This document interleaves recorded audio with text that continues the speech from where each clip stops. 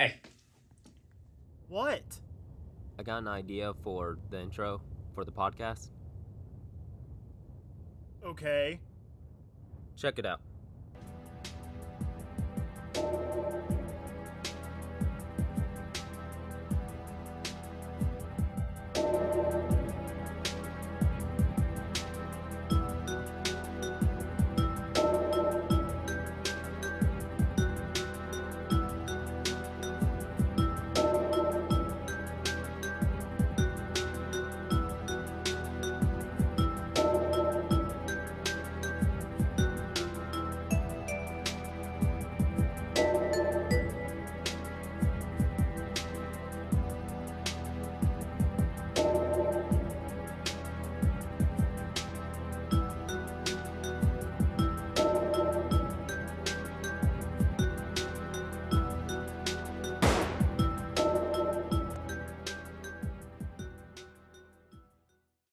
Hey guys, welcome back to the Ion Stone podcast. I'm Anderson Miller, I'm Dimitri.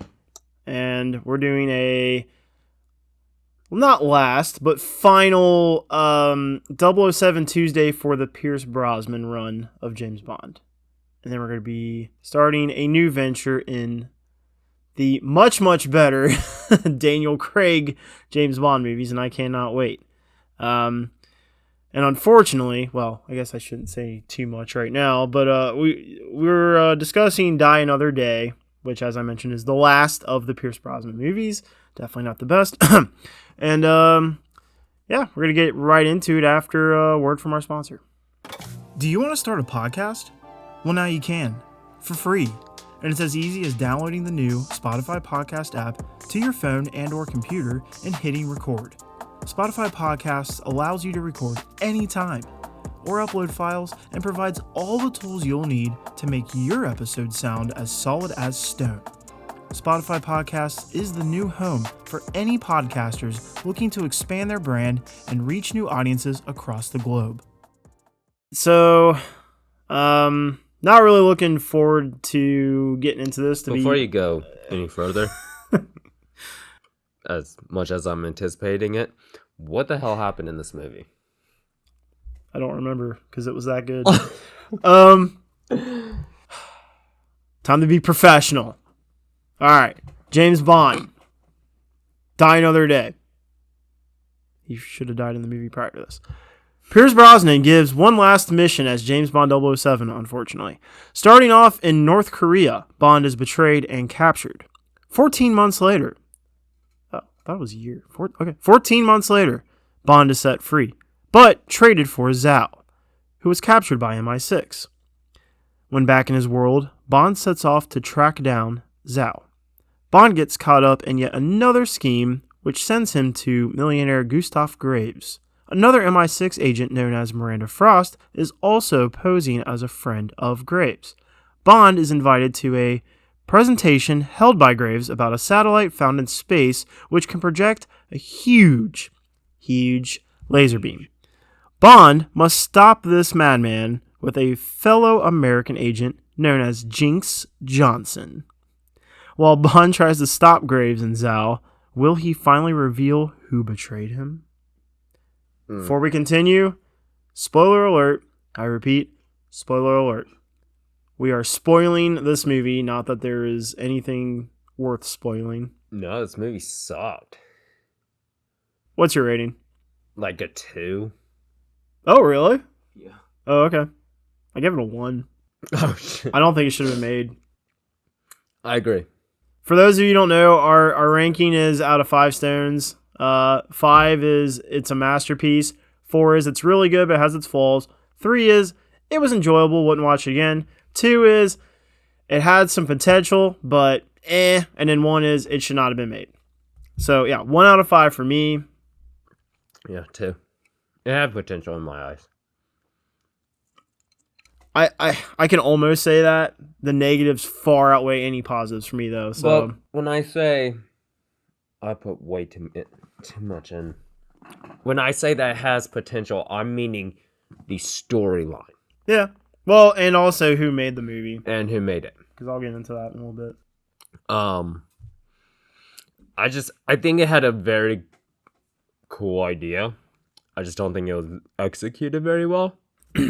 Yeah. And so yeah, that's my 2. All right, guys, we'll go ahead and get into this. This will not be a long episode because I'll just come out and say it. I don't have that many positives to say about this movie, as I'm sure you don't either. And I don't like spending a lot of time focusing on negatives, so we're going to go ahead and just skim through this movie, even though, like all the other Bond movies, I've got 2 full pages. It's not really that much to cover, really, isn't Those it? are all check marks, no X's. Right. Yeah. Lots of check marks. Now, all right. So, the movie opens with Bond surfing into North Korea. That's a great way to start this movie. I was very confused. It's just like, to be oh, honest. okay, he's just surfing into North. All right, that's cool. And oh wait, there's 2 more. Yeah. So I wrote down we got Team Bond because I don't know who the hell those other agents were. They never Yeah. clarified that. Yeah, they were just expendable. I don't know. Maybe he got them from a rent a center. Anyways, now I had a gripe within the first 2 minutes of this movie, and that really set the precedent for like how the rest of this experience would go.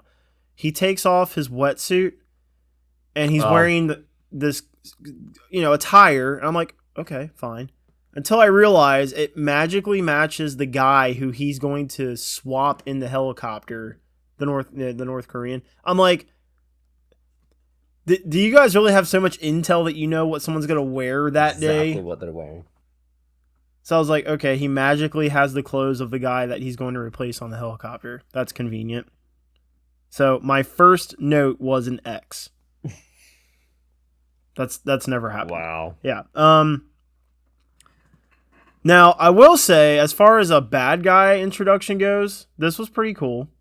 Because we see Tan Sun Moon, who is a, what is his position? Is he Colonel?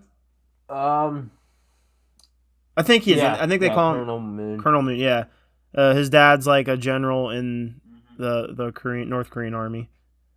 Military, I should say. Anyways, we see him training in front of... I actually liked this whole setup because he's sitting here training on a heavy bag, and he's just got guys standing at attention observing him do this. And I was confused. I was like, why would he just have people watching him train? Right. But then he opens the heavy bag, and that dude falls out. I was like, oh, that's pretty badass.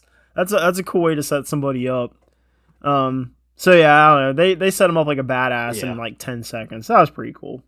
Then we see Bond in the helicopter, and we got a briefcase with diamonds. That's a pretty generic, like, I don't know let's base the whole premise of this around a briefcase of diamonds. Cool. I was confused on what he was putting on the briefcase. Like, is it a tracker or, what are we doing here? Which we find out in a little bit. So then I'm going to really skip through this. I'll be honest. I do like the whole opening sequence in North Korea as a whole. I like it. I thought it was pretty cool. We see him get off the helicopter. He's trying to act like the guy that he replaced, even though he's not a Korean. But anyways, he gets off the helicopter. Yeah, that didn't make sense. Yeah, he gets off the helicopter with the briefcase. Everyone is immediately suspicious. Like, you can just tell by the way they're looking at him. And we get introduced to Zhao. And I wrote down, I was like, oh, he's just got a good bad guy look. Because he did. But he gives the briefcase to the dude. He puts him on the table. He's looking through the diamonds and whatever. And then they're talking to Bond. And then Zhao is getting intel from whoever that, this is James Bond. So they're on to him in no time. And then he's kind of stuck because he's surrounded by this entire military with guns. And it's like, okay, Bond's screwed. Oh no, because our James Bond thinks ahead. We got an explosive on that briefcase. I actually didn't mind that. I was like, all right, that's cool. We've seen Bond have preventative measures like this in previous films. Right. It's a Bond thing to be a step ahead. So that was cool. I knew as soon as I saw hovercrafts just in the background. I was like, we're going to see Bond driving a Mhm. hovercraft. Sure enough, that's what happens. And that whole chase sequence is all right. I wasn't mad about it. No, he looked cool driving it. And actually, if you go to Google, if you search this movie, one of the posters, because you know how they like re-released all the Bond movies for the 50th anniversary, his cover is him on the hovercraft. Like that's the cover for the movie. It's a cool shot. Like it's a cool sequence. Especially because you can tell that's one of the only parts of this movie that didn't have a bunch of green screen. And they actually filmed it on site or on location. Now, so I wrote down Bond on the hovercraft is cool, but the hovercraft that's chasing him, how come it flips and it slides and it like, here's this bunker. It literally goes like, dink, and then the bunker goes, just ridiculous explosions. I wrote down what exploded. It was like literally the director was like, now, and then there was a guy with like that Wile E. Coyote TNT thing, just like, gink. He was like, all right, just. It was just, we haven't had a huge explosion yet. We need one. That's exactly what it was. It was like, yeah, the briefcase went boom, diamonds went everywhere, but I want bigger, I want better, and I need it now. When Bond is on site, there are explosions. There are that's just explosions. That's yeah. So I was like, all right, we already got really. It's like whatever. Explosions are cool. Yeah. But then they set up Moon to look so badass. That fight sequence, at least in my opinion, was at best. Yeah. I really didn't enjoy it. I don't know, man. I was just kind of like, this is lame. Which I get that in the first act, you don't want to have like a third act fight sequence. But I'm like, you're on a moving vehicle. Yeah. And I was like, of course, in my head, I was like, this is going to be going off a ledge at some point. Mm-hmm. You know, no one's driving this thing. Of course, it's going to like aimlessly go off of something at some point. But I don't know. It would have been cool to have a better choreographed fight scene. Yeah, it seemed very... And the editing was real choppy, too. Yeah, it was very half-assed. To like hide the fact that it kind of reminded me of the last movie, sorry, not the last movie. It's the what's the one with Elliot Gardner where he's in the printing press warehouse? The World Is Not Enough. Thank you. Yeah, The World Is Not Enough. It was the same kind of editing style. It's like, let's make a quick cut when someone's throwing a punch, so you don't see it land, or it's a real choppy way to like try to sell a fight sequence, and it's like the pacing of the cuts being fast makes you feel like it's a high, but in all reality, they probably said, all right, Pierce, throw a punch, and he was like this, and they're like, all right, cut, and then they just take that motion in between him starting and finishing and throw it in there, and then they put a effect. That's the thing is, I can't even like, the ones that came out in the 90s, I could at least be like, all right, it wasn't even the 2000s yet, different time period. This is 3 years before episode 3 of Star Wars came out. Yeah. I can't even justify that fight scene. No. It's only 3 years. No, let me just ask you this. Was there a good fight scene in this movie? No. Yeah, exactly. All right, anyways. Oh my gosh. When the craft goes off the cliff, Bond jumps onto the bell. And then he falls, and he's ringing the bell. Mm-hmm. And then he says, "Saved by the Bell." I was like, no. I kicked my coffee table.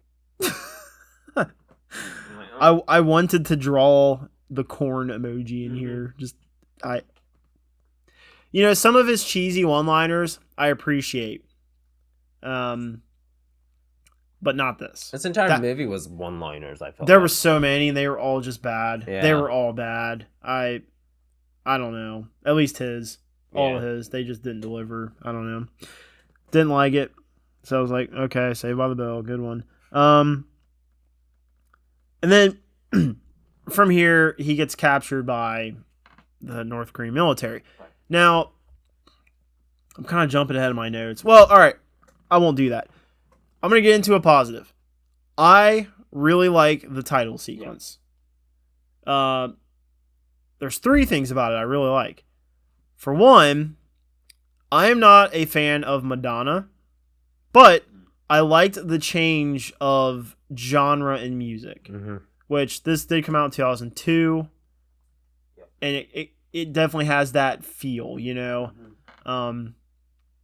So I'm not saying I love the song, I just liked the change of genre. Yeah. It was cool. It made this movie feel like something different. Not only that, I really liked... I said there's 3 things I really like, but 2 of them kind of blur together. I like the CGI work in the title sequence, but I also like how it mixes with the live action that they put in there. And what I like about that is that's a continuation of the story, like the last movie. I like when the title sequence is kind of continuing the story through showing you, because you basically see him being a prisoner, getting tortured. So you actually get some reward for watching the title sequence. Yeah, this is the only title sequence I watched out of all the ones that we've... Yeah, so I thought that was a really cool title sequence. I will just say I think it's the best one of this series with Pierce Brosnan. Now, we see Bond, and I wrote down Jesus Bond because he just looked like... Which, when we realize how long he's been prisoner, I'm like, okay. I was sitting here thinking, I can like, grow that beard in like 6 months. Yeah, his hair was significantly longer than his beard. Yeah. Like, his hair said, I've been here for over a year. The beard did not. No, it was really disturbing. Yeah. Or disappointing. It was a weird... Yeah, anyways. So, yeah, we got Jesus Bond. Now, when he's sitting there talking to Tan Sun-moon's father, the general, and he's like, I really don't like how we do things here, but blah, blah, blah, blah, blah. Yeah. I was sitting there, for one, I didn't even care what the dialogue was saying, because I hate to say it, right here at this point in the movie, I was already kind of bored. I don't know what it was. I was just like, not feeling the story that was being told. When I realized we had another opening of the movie that actually connects to the rest of the story, I was like, okay, that's cool. I like that the other movies did this in this series, but what was the point of that first mission? Right. That's what was bothering me. And I'm going to be honest with you. I watched the whole freaking movie and I still don't know. What was the point of Bond and those 2 other guys going to North Korea in the first place? What was their objective? Because to me, I have no answer. It would be to screw Bond. But then why would he be okay with that? So I'm like, from his perspective, why was he there? What was the point of the mission? If you're just going to let this hovercraft go off a cliff and then stand there and get captured by the North Korean military, isn't there supposed to be a point to that? Yeah, because he didn't put up any fight. He just kind of accepted it. Like, I feel like in other Bond movies, right there on the cliff, there would have been Would jump. something for him to escape. Yeah. Or some, like, I'm going to try this and hopefully it works. Yeah. But he just stood there like, all right, time to get captured. And I'm sitting here thinking there's a point to him being captured. You know what I mean? No, Like, this wasn't. there's something MI6 has put in him chemically, or I don't know. So when we see this conversation and then we cut to him on the foggy bridge and then he gets traded for Zhao by MI6, I'm like, MI6 and Bond gained nothing from that entire mission. And if it's because it wasn't a success, what would have been a success? Right. I really don't know. So, if people who are listening to us or watching, if you're sitting here like, look, dumbass, it's really easy. It's this. I'm just telling you, this movie did not explain it enough for me. No. I didn't understand why he was there. I didn't understand those guys he was with. And I didn't understand, Yeah, what the hell even happened to those other two people? they got shot. Oh, did they? Yeah. I missed that. Yeah, they got shot. So that's why I'm like, what's the point of this movie basically? Right. We're over 20 minutes in, and I don't know why I'm watching this movie. Mm-hmm. I've seen diamonds, I've seen North Koreans, and I've seen Bond be a prisoner of war or whatever, but it's like, why? I think it's a little too long of a wait to not understand why I'm watching this movie. And because if you're going to establish at the beginning it's connected, because, the first movie, or the first two movies, it was like, okay, we're going to have some intro, and then here's the actual story. Yeah. Fine. I know that after the title sequence, but when you're showing me during the title sequence that we're continuing from the beginning, I'm like, oh, okay, we're going to get into something. But then that conversation happens with the general, and it's like, I've learned nothing. Yeah. Like, I learned that they want something out of Bond, but it's like, what did Bond want from them? What did MI6 want from them? What was the point? It's like, you don't even figure that out until the end, and then you're questioning, like, there's no way to know any of this, and it just seems like a completely different storyline that we missed. At that point in time, it seemed like they were like, we just want to see Bond get tortured, and show that he can't just escape everywhere, and we think it's going to look really cool, but we don't really know how to make that happen, so we're just going to kind of throw this in there like this and hope that nobody notices. Yeah. That's all it said to me. For me, it was just like, let's kind of figure out a way to make it cool for Bond to be a prisoner. Yeah. I don't know. So, yeah, I don't know. It missed me. If you guys listening or watching at home understand it, feel free to let us know. Educate us. All right. Don't educate me, I'm a god. So then... But it's weird because then Then after that, so after he gets... Whatever. They trade him on the foggy bridge, which I don't understand why the bridge had to be foggy for that. That made zero sense. It could have been raining. That was sunny. A production thing because they wanted you to think Bond was about to get killed off by the military because all the guys were standing up for guns. I thought it was like a production thing, like, oh, we're going to trick the viewer. Oh, I just took it like... No, don't get me wrong. Think it looks cool, so we're just going to throw it in there. Don't get me wrong. I didn't care. I was just kidding. Don't get me wrong. It bothered me, but I understood what they were trying to pull off. Because at first, I thought they're about to do something. See, this is where I think they screwed up with the story. It looked like they were about to kill Bond, and I think they wanted you to believe that. And I'm sitting here thinking like, oh, okay, here's where I'm going to realize the whole, like this is all part of that mission, right? This is part of the plan. This is where MI6 comes swooping in, or agents are planted in the North Korean military. Yeah. And they start taking out their own guys. Yeah. And then Bond's standing up with a smirk. Right. But no. That didn't happen. So I was let down. Yeah. Now, Zhao looked cool there. Yes. I get a little lost later in the movie on his look. But when you see him with the diamond shrapnel on his face, I was like, that's cool. Like, that's a cool Bond villain aesthetic. Because, they always have to have some physical flaw with their face. So I did like that. And also, I was able to connect dots immediately to how that happened. I was like, he was by that briefcase. That side of his face was facing that side of the briefcase when it exploded. So I was like, it all makes sense. Cool.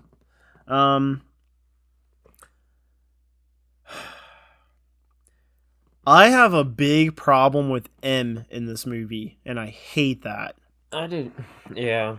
And here, let me explain what my issue is that the last movie, we see her start crying when she thinks Bond exploded in that tunnel. Yeah. So we're like, okay, she cares about Bond. Yeah. He means something to her. He is not something she wants to lose on a mission. Right. So we set that up in the previous movie. And then this one, in their first exchange of words when he's in the hospital and realizes there's a glass wall between them because like he's a threat or whatever. You find out it's because she basically did this to him. Yeah. And I'm like, what? I don't understand where we went from her caring about him like a son to you're expendable to me, Bond. You know, you're just like, and she. This whole movie is later. I actually like the next exchange of dialogue they have when he's in that underground subway thing with her. Yeah. She's so cold, and it's badass because you know Judi Dench is great at doing that and executing it. So I wrote down that and I put a check mark with a question mark because I'm like, it's still supporting this narrative of M doesn't really care about Bond. Mm-hmm. And I was like, it feels forced and out of nowhere. I don't know when this happened. You know what I mean? It's like they thought it would be cool to have Bond be screwed by MI6. Yeah. Which, yeah, that is a cool idea. Right. But can we have circumstances that make it so M was in a position where she had no choice? Yeah. Or, I don't know. Just to have her just be like, you mean nothing to me, Bond. It's like, that's not what she said in the last movie, but okay. So yeah, I don't like M in this movie, and I hate that because she's my favorite part of these movies. Yeah. And the Daniel Craig movies. Like, I love M. I think she's so cool. Yeah, it was kind of weird because he knew he was set up. Mm-hmm. We knew he was set up. And they kind of made it seem like M set him up. Yeah. Which made no sense. That's Why what I'm would saying. She have set him up? We don't know. That's what I mean. It's not like somebody had something over her head. Right. You know, that could tell Bond, like, oh, okay, that's why she did that, because the M I know wouldn't do this to me. Right. And then us as the viewers would be like, yeah, that's right. That makes sense. We never get that. No. She's just a cold bitch. Yeah. I'm here for it. Don't get me wrong, but explain to me why. Mm-hmm. What, you know, is there like a James Bond 3.5 that comes before this movie where, like, he makes her coffee wrong or something? I don't know. Anyways, so I don't like him in this movie, and that was a big setback for me. I knew from that first exchange, I was like, unless they explain why she is like this, which they don't, I'm not going to like her in this movie. Now, do you think the MI6 training facilities specialize in how to fake dying? Yes. Really? To where you have no pulse? How did he make the freaking EKG? Like, dude, he is hooked up to all this shit in the hospital, and they think he's dead. And he's just laying there thinking about stuff, and then he, like, fakes his death. Do you think that's possible without an agent? Like, you know, some third-party substance being introduced to your body? Probably not. I don't know. To fake their death, yes. Like, I wasn't thinking when it comes to being hooked up to the EKG. I am being critical, but I'm also up for being educated because I'm like, you know, Buddhist monks have reached levels of meditation to where, you know, certain things happen. They reach a whole level of cognizance, not deemed I don't know. So I'm like... And that's what I was thinking of is like, I feel like you can train yourself to slow your heart rate down to such a slow pace that you can kind of trick the machine. Yeah. I could be way off on that. And it could just be like the fiction side of me thinking that. But I feel like it's possible, like, over time, training, you know what to do. Kind of, like you said, a meditative, like, position where you can slow your body down enough to trick it. Maybe. I don't know. See, that's the thing. I don't know. It's not something that I'm, like, educated on. Me neither. Well enough to say it's not possible. But just watching it, I question the movie. Yeah. And then also the things that they're showing that are being sold to us is how he gets to that level of, you know, right. I guess not having the present or the proof of life. Yeah. The things he's thinking about, I feel like would cause stress, worry, anger, like, you know what I mean? And these are things that make your body show life. These are Right. things that pick up on monitors. See, So I'm like, I took that as if like he went in some PTSD like trance like thing where like it did kill him, and as soon as he was touched or they shocked him, huh.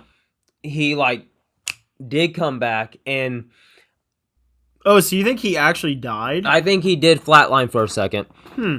Because there's stories all the time where people will flatline, come back to life. But the thing about, so like, one thing that I've been informed of over the years with, you know, the line of work I was trying to go into. If you, I'm trying to think of how it is. If you are like in a fight of some sort, very like hostile, like life or death fight, you get knocked out and they bring you back, you immediately start swinging again because in your mind, there's not much of a difference in time. It could be 10 minutes later and nothing's happening, but in your mind, you went like that and went right back and you're swinging on people or like an overdose or something. So it could have been in that situation, which is why he reacted the way he did so aggressively. That's kind of the way I took that, was he did flatline and it was like some PTSD like thing that his body went into flatline. They did it once, he jumped, they went to do it again, and he woke up or whatever, and that's when he did what he did. I'm okay with that. Because other than that, I was confused on why he's fighting his own people. Yeah. Well, I mean, he knows he's being held prisoner, right? Because that glass, because he exchanged with them. True. So, like, I kind of took it as he felt like he needed to escape there. Yeah. He essentially goes from being a prisoner to being a prisoner. You know, like that's the other thing. When he gets traded, I was like, maybe he gained some intel, right? And that was a part of the mission. But then when you realize he is still a prisoner, you're like, nope. You know, him being alive is a problem. Mm-hmm. You know, like they thought he was going to get killed. But then that's the other thing is like M's like making it clear we only got you because we think you could be useful based off things you might have learned while in captivity. Mm-hmm. It's like, geez, all right. You can't lie to him and make it look like you wanted him back and you're sorry he got captured, or I don't know. That's what I mean. M comes off as like an antagonist almost. Like Bond is just on his own. That's the thing. Is I feel like they set it up for us to think that she specifically was the one that betrayed him, and it just was a bad move. Yeah. Like fucking make it John Cleese's character Q. Oh. He's new. I know you want him to be bad, so dude, I do. When you told me you thought R was gonna be the bad guy, which I like that their dynamic doesn't change just because he is the new Q. Mm-hmm. I like that he and Bond still just don't really mesh. Mm-hmm. All right, so yeah, I'm okay with him dying. Like I questioned it, but you know, I'm not ignorant to the fact that the human brain is capable of things just otherworldly, is the best way to describe it. Our brain can do things that are just incredible. So, you know what? Maybe MI6 has mastered that technique. All right, so... And now, granted, if it wasn't that, if he did, like, do it himself, I do have to agree with you on the fact that I feel like maybe you could do it for like a second, you know, a doctor comes in the room, you're held prisoner, they check your pulse, you can slow your heart rate down to a point for a few seconds where they're like, yeah, he's dead, and they throw you out. Yeah. But for a long period like that, I feel like you will need a chemical agent of some sort. Yeah. Angelina Jolie's Salt. Yep, exactly. She had to kill the Russian president, use that spider venom that her husband taught her everything about spiders, obviously, with his job. Not to get too far off topic. Taught her everything. She knew those spiders' venom will paralyze him and pretty much slow his heart rate for a long period of time. Yeah. To make everybody think he was dead. Long enough to succeed her mission. That's... We'll get into that movie and all that later day. But she knew she had to have something to sell it. Well, that's the problem. Is like Now, other granted- movies have made us believe that you do have to have Yes. some kind of substance, agent, whatever Yes. it is, Now, that granted, gets you to that level. Salt faked her own death. She did the same thing, but Yeah. it was only for a short period of time. Mm-hmm.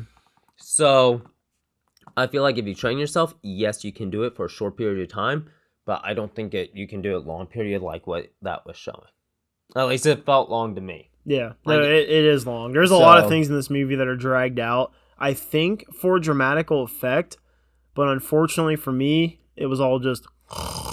Yeah. I was like, okay, but anyways, all right. Yeah, your explanation, I'm okay with all that. Like, if they came out and said this is what we were intending, fine. I'm not that critical of it, but I did question it a little bit. No, absolutely. I did too. Now his escape was. Pretty interesting. Yeah, it was interesting. Is it a little convenient that he jumps off this ship and he swims to a dock that is in Hong Kong, where he just happens to be near a hotel that he has a always guy that stays he's at. always. Yeah, I was like, man, that's pretty convenient. Yeah. Yeah, it's kind of filthy, honestly. Yeah, it was kind of bad. Like, I'm gonna be honest, they could not have made him get there make sense without adding like a half hour extra to the movie. Minimum. Because then he'd have Yeah. to be able to figure out how to get a flight off the radar and everything else, because he does this entire mission pretty much soulless it or just solo until the end when MI6 wants to be like, oh, we're friends again. it would be so cool to like. I just watched Shooter with Mark Hamill, or not Mark Wahlberg. Sorry, Mark. Oh, Hamill. yeah. We've been talking about Star Wars so much recently. As Have you seen that? yeah. Where he's the sniper Yep. that's retired and they recruit him to set him up to be the Yep. yeah. Good movie. We'll probably cover that on the podcast one day. But I just watched that the other night because I was like, oh, cool. It's on. I think it's on Paramount Plus right now. And I was like, it's been a while. One thing I love about that movie is that he goes from being this retired legend to being on the run from the entire country. And to me, if you're an MI6 agent and you've been burned, Mm-hmm. you can't just like hop up on a dock and walk into a hotel. Like No. you have to. So I was Especially thinking, not one that you're familiar with. yeah. So I was the one thing about this movie that I was a little excited about to see where it would go, and it's why I was hanging in there Mhm. because again I was bored. First 20 minutes of this movie. I was like, oh, he's been burned. Yeah. We see him escaping his own people now. He has nowhere to go. So I was like, this would be cool to see Bond on the run, hiding, having to do stealth tactics, like Right. putting on uniforms to look like he's a part of this. I don't know. I was excited. So then when he just walks into a hotel, like, hey, Chong, it's me, Bond. And he's like, oh, same room as usual? It's like, that's it? We're just going to skip over this whole thing I was excited for? And oh, yeah, we did. We skipped did. right over it. So, and then the next thing we see, he's in this suite, and he magically has the exact same haircut that he has in the beginning of the movie. I wrote down, man, he knows how to cut his hair perfectly. Dude, that's so ridiculous. Okay. Alright, I'll get them legs. Like, he just took all this seaweed, like... If you cut your hair every day, right? You're cutting your hair whenever you need a haircut. For years, I guess you can become very good. His hair was perfect, though. I mean, there It wasn't a hair literally out of looks place. exactly the same as it did when he got captured by the North Koreans. Yeah. I went back and checked. It's the exact same haircut. Don't get me wrong, I can take my clippers and I can shave my head. I'm very good at that. Like, you can tell they just took the wig off That and continued filming. Exactly. That is completely unacceptable. Like, no. Yeah, like, they took that wig off. They took his pubes, put them back in his pants. Went right back to filming. So, yeah, so I heard that. And then I knew something. Like, I knew everything was too good to be true. So that woman comes, knocks on his door. And he's acting kind of weird. So this is actually a credit to Pierce Brosnan Yeah. acting. Like, he was kind of selling to me that something was off kilter about what was going on. I agree. And then when he, the glass breaks and you see the cameraman and all that, he's like, "You really thought I didn't know you were part of Chinese intelligence?" I was like, okay, like that's cool. Like Bond's like always a step ahead. Yep. Even after 14 months of being held prisoner, he still knows all. He's smart as a tack. Yeah, so I was like, all right, whatever. I accepted it.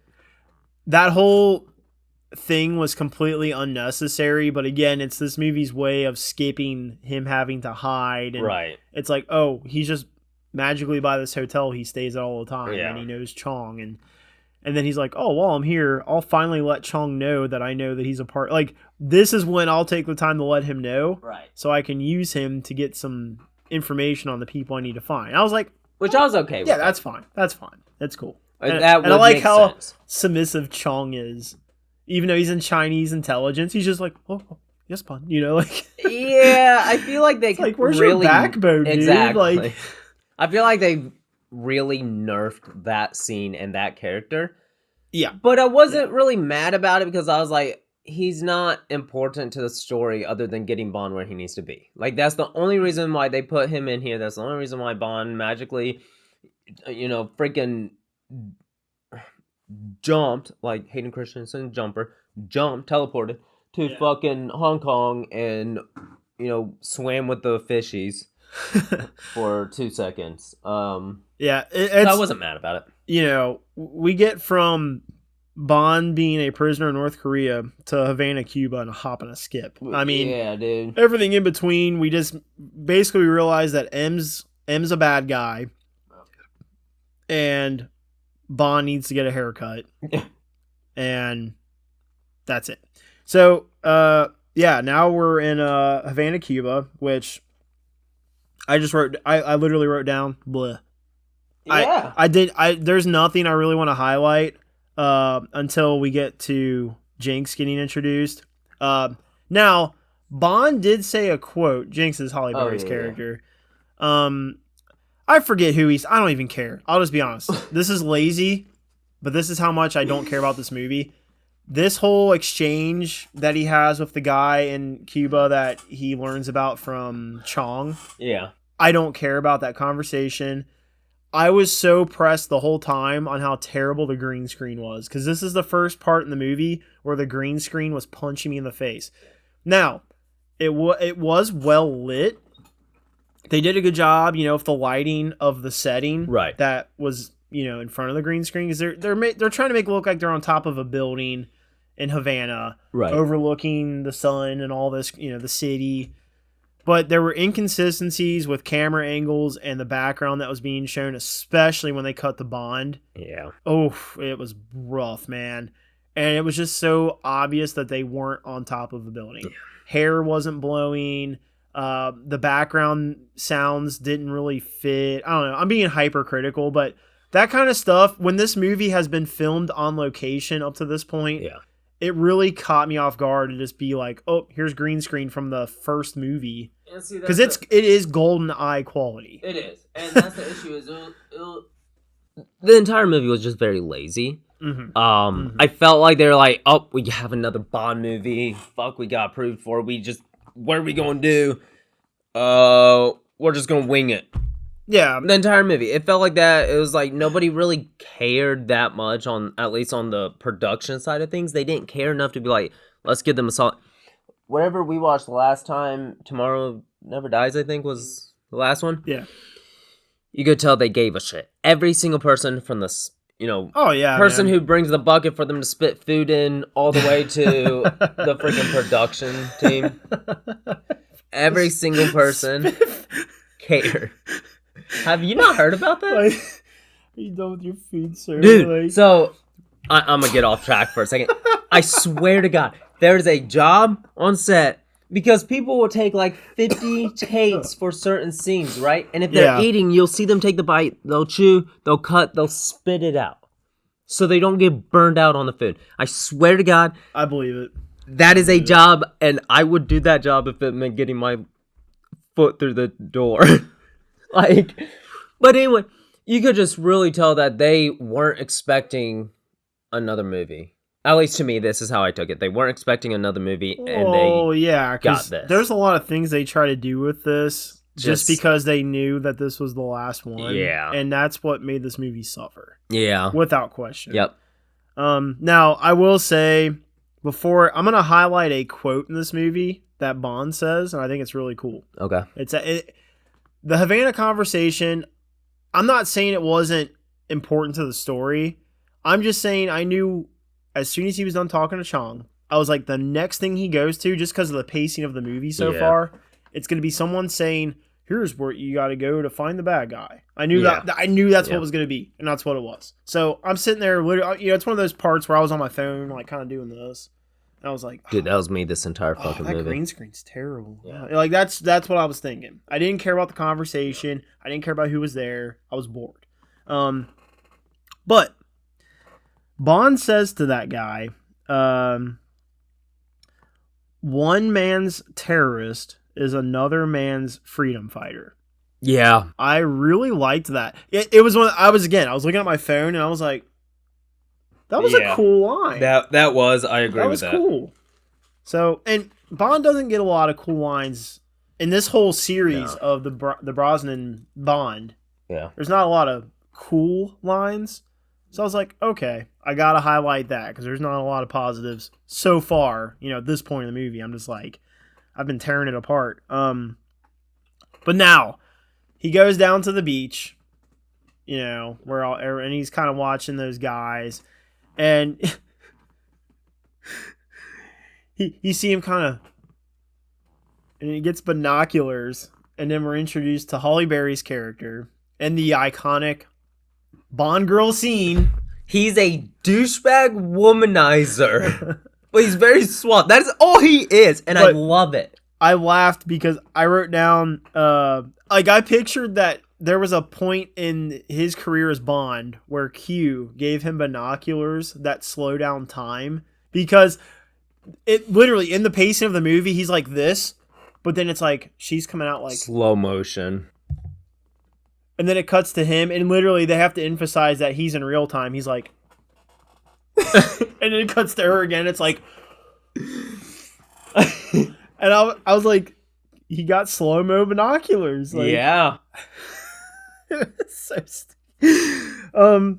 What did he say? He pretty much studies whales or something, and They talk, studying then whales, it gives him and time to birds, make and advance to sleep with her, and then I summed it up with, because it really happens in 3 minutes. She walks out of the water. They have a cringe exchange of words. It is so cringy, especially for the first time meeting somebody. It was just like, ew. yeah. Cringe exchange. Cringe exchange. They have a quick hookup. I literally wrote down like, hookup already. That was quick. Dude, minutes. And then that was it. Like that in 3 minutes. That was it. Dude, that scene right there is pretty much what, a girlfriend would be sending me as a second date update Oh, podcast. Yeah, I'd be listening and I'd just be like, oh my God, why would he do that? Well, all right. Now we're gonna get into my. You know how I have like big check marks. Even though I hate this movie, I have 2 of them in this. That's the first. Really? Out of all these movies we've covered on this podcast, I have 2 big check marks. Oh, This is the first one. Disagreed. Now, in The World Is Not Enough, when Wei Lin's under attack at her Oh headquarters, yeah. and he comes up to the guy smoking a cigarette and he does the like lighter gag. Well, Bond's going to the facility.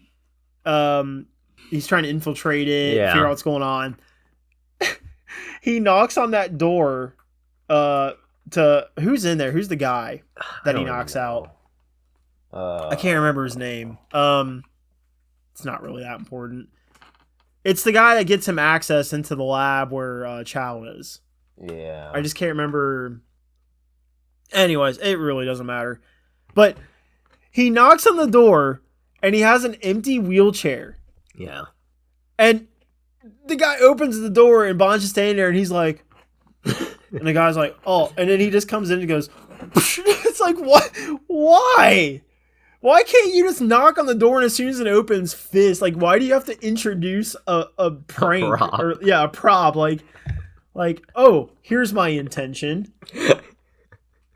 I laughed so fucking hard, dude. Now, here's the best part: is he not only uses it as a joke, but then he uses it as a way to get onto that is It was a boat. bus? Boat. It's a boat. Yeah. Wait, is it? I can't remember now. Fuck. Well, here, I got the movie. Oh, no, I don't. No, Yeah, I do. It's Do right you? here. Boom, boom, boom. Oh, yeah. Thank you. Yeah, so he comes in through the window. There's like a family visiting grandpa on his deathbed, and he's just like, don't mind me, I'm going to take a grape. Oh, yeah, this part where he just throws him aimlessly down the hall. Here's what kills me. Those guards see him pushing this man in the wheelchair, and then, like... See what I mean? The whole wheelchair thing's really fucking funny. Window And then just dying. there's Grandpa dying. Let me Says, take a... hi. I'm gonna take a grape. Nobody questions why a man just randomly runs into.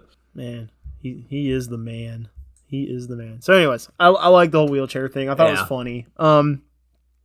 Now,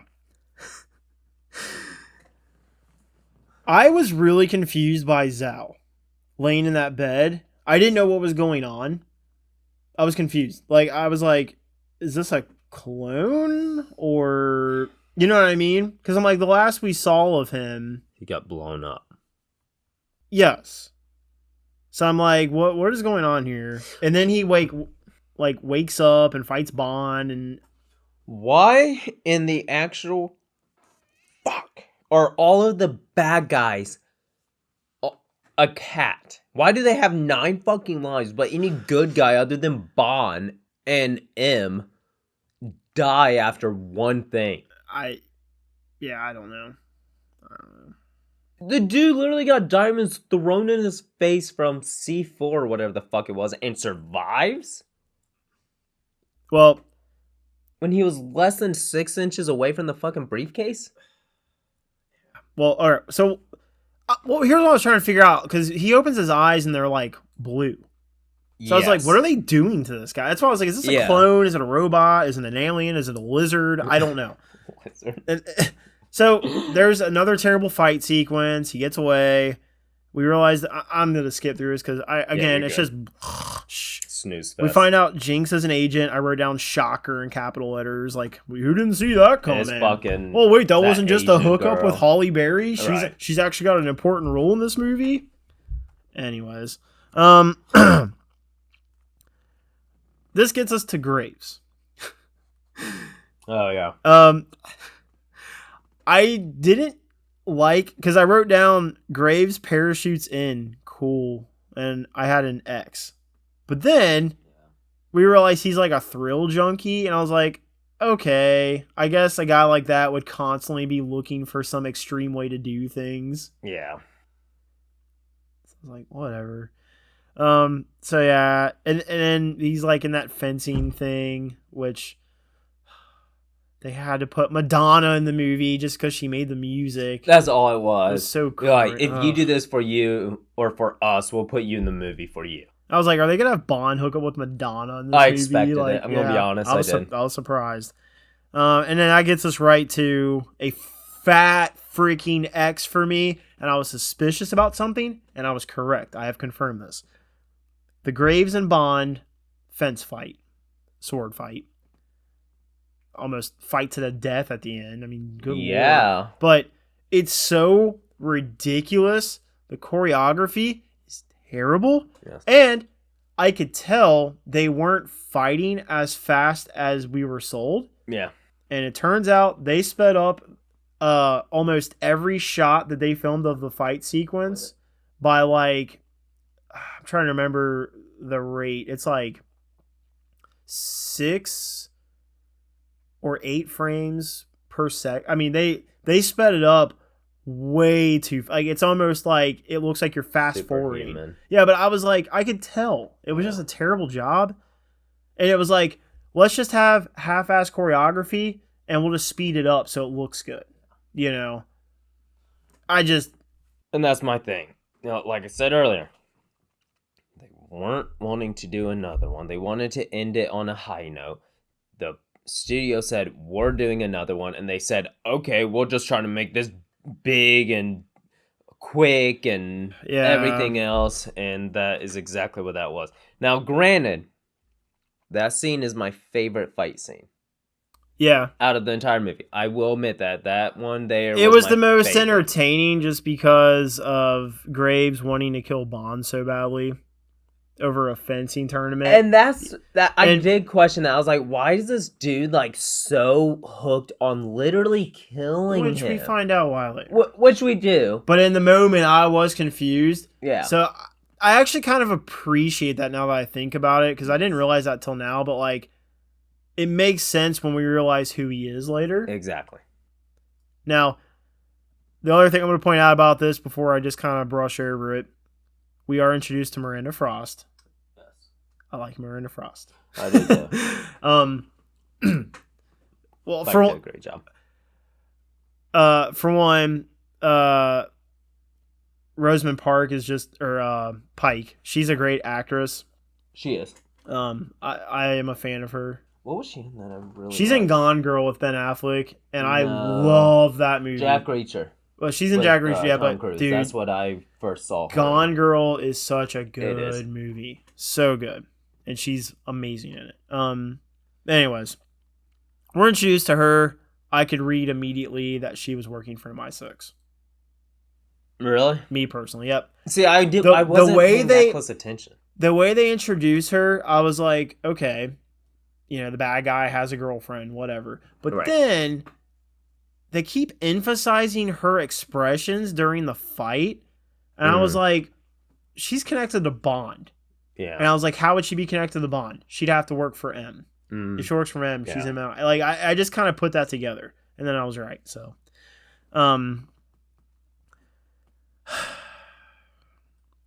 this goes to where Bond meets with M in the underground subway. Why were they best friends again? Kind of. I mean, considering the fact that he was imprisoned not long before that. Well, you're right about that. That is weird. I didn't even write that down, but it's like they are just like working together again. Yeah, there was no. It's like nothing changed, which tells me like all this was planned, Mm-hmm. but they're just not gonna explain it. Like it's like they had their own secret mission, like they did a movie ago. You're right. I didn't really like, because for me, I liked that M was like, M is cold in that scene, dude. Very. Like, that's kind of where she reveals things to him and everything. Yeah. But I was still like, check mark, question mark, because I'm like, I don't like this narrative that's being pushed on us Yes. between her. But you're right. I didn't think about that. They are working together again, and Bond is just totally like okay with it. Yeah. Like, okay, Like I'd be pissed if I was him. yeah, I don't know. It's weird. Again, I don't like M in this movie. No. Just by her story arc with Bond, it doesn't work for me. The writing just wasn't there. Now, R, Most- as I call him, because he's never going to be Q in my book. Dude, never. He's a bad guy and you'll never convince me otherwise. He calls Bond 000, and I was like, Bird! That was funny. Bird! I was like, he got him! Because, Bond calls him R Yeah. when he's introduced, and then he calls Bond 000 because Yep. he's not he got burned. Yep. I was like, nice comeback. All right. And then he introduces some gadgets. Yeah. He has to have that classic Q scene. Invisible car. Cool idea. I was gonna say I like it. I like it, especially because now we know our military has technology. They kind of continued the tradition of Bond is ahead of its time with the devices they come up with or suggest are possible. Which it is. Oh yeah, Everything we're seeing in this. Yeah, that Did my reflect- voice just crack? the reflective camouflage is a real thing. It is. And I like it. There's never a gadget that I can think of off the top of my head in this setting right now, in present time. There's not a gadget that I can think of where, because I know this is going to bite me in the ass later, is that I can think of where I'm like, okay, that's not really possible. The watch, yeah, that's a little far-fetched. because with the grappling hook, like That's what I was gonna say. That's the one that doesn't do it for me because he would hurt his wrist. If all of his Exactly. weight, like he would be like, "Ugh." He wouldn't Yeah. just be like, "I'm James Bond" while he's levitating That- up to okay. the. all right, yeah. See, I'm already eating my fucking words. That doesn't work for me. But you're right. Most of But the for the most gadgets- part, it's yeah. like okay, I can see that it's believable to me. I like it, Mhm. you know. But like you said, the car. I didn't mean to interrupt what you were No, about to say, but the car, yes, I really like the reflectiveness. Is very Well, possible, and I'm sure our government is using it. yeah. A government is Yeah. using it in real time. Well, and in the world is not enough. We have the cell phone. And it has all these different implications. Yeah, And we get shown how those get used in one sequence, and they have a one-time use. Yep. I was worried that the Sonic ring was going to be like that. Yeah, it gets used I like twice. that. It gets used twice in the movie. And both times make perfect sense. No, it was cool. It was well used. Very well used. It wasn't cheesy or like unnecessary. Like Bond breaks a window and goes in when there's a door right there. There wasn't anything like that. Nothing. It was like you used said, very well. cheesy. So I liked the gadgets.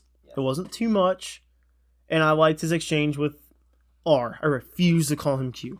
He's not Q. I don't care, John Cleese. Okay, now this is also where we see Miranda Frost talking with M. Okay, And I gotta we- step back real quick. Okay, go ahead. And it's just something for me. It's nothing they did wrong. I wish I'm gonna fuck this up, so I'm gonna get his name real quick. Fuck it up. I wish it's just me being extra as fuck. I wish they would have had a picture of Desmond Llewellyn. Oh, GQ. Yeah. Just something. It would have really buttered my popcorn if they would have been, at least made like a slight reference or, there's like a little picture of him in the corner or something, and I would have been like, yeah, I'm here for it. It's only one movie after. It's not like, he passed. There's like a car Because he that was- has his name on the license plate, Exactly. and then it blows up. Exactly. That's fucked up. But, just something took you a little far. But his name on the license plate, like a D. no. It should have been on the invisible car. Because this was supposed to be his last movie. Yeah. Yeah, this was supposed to be his last movie.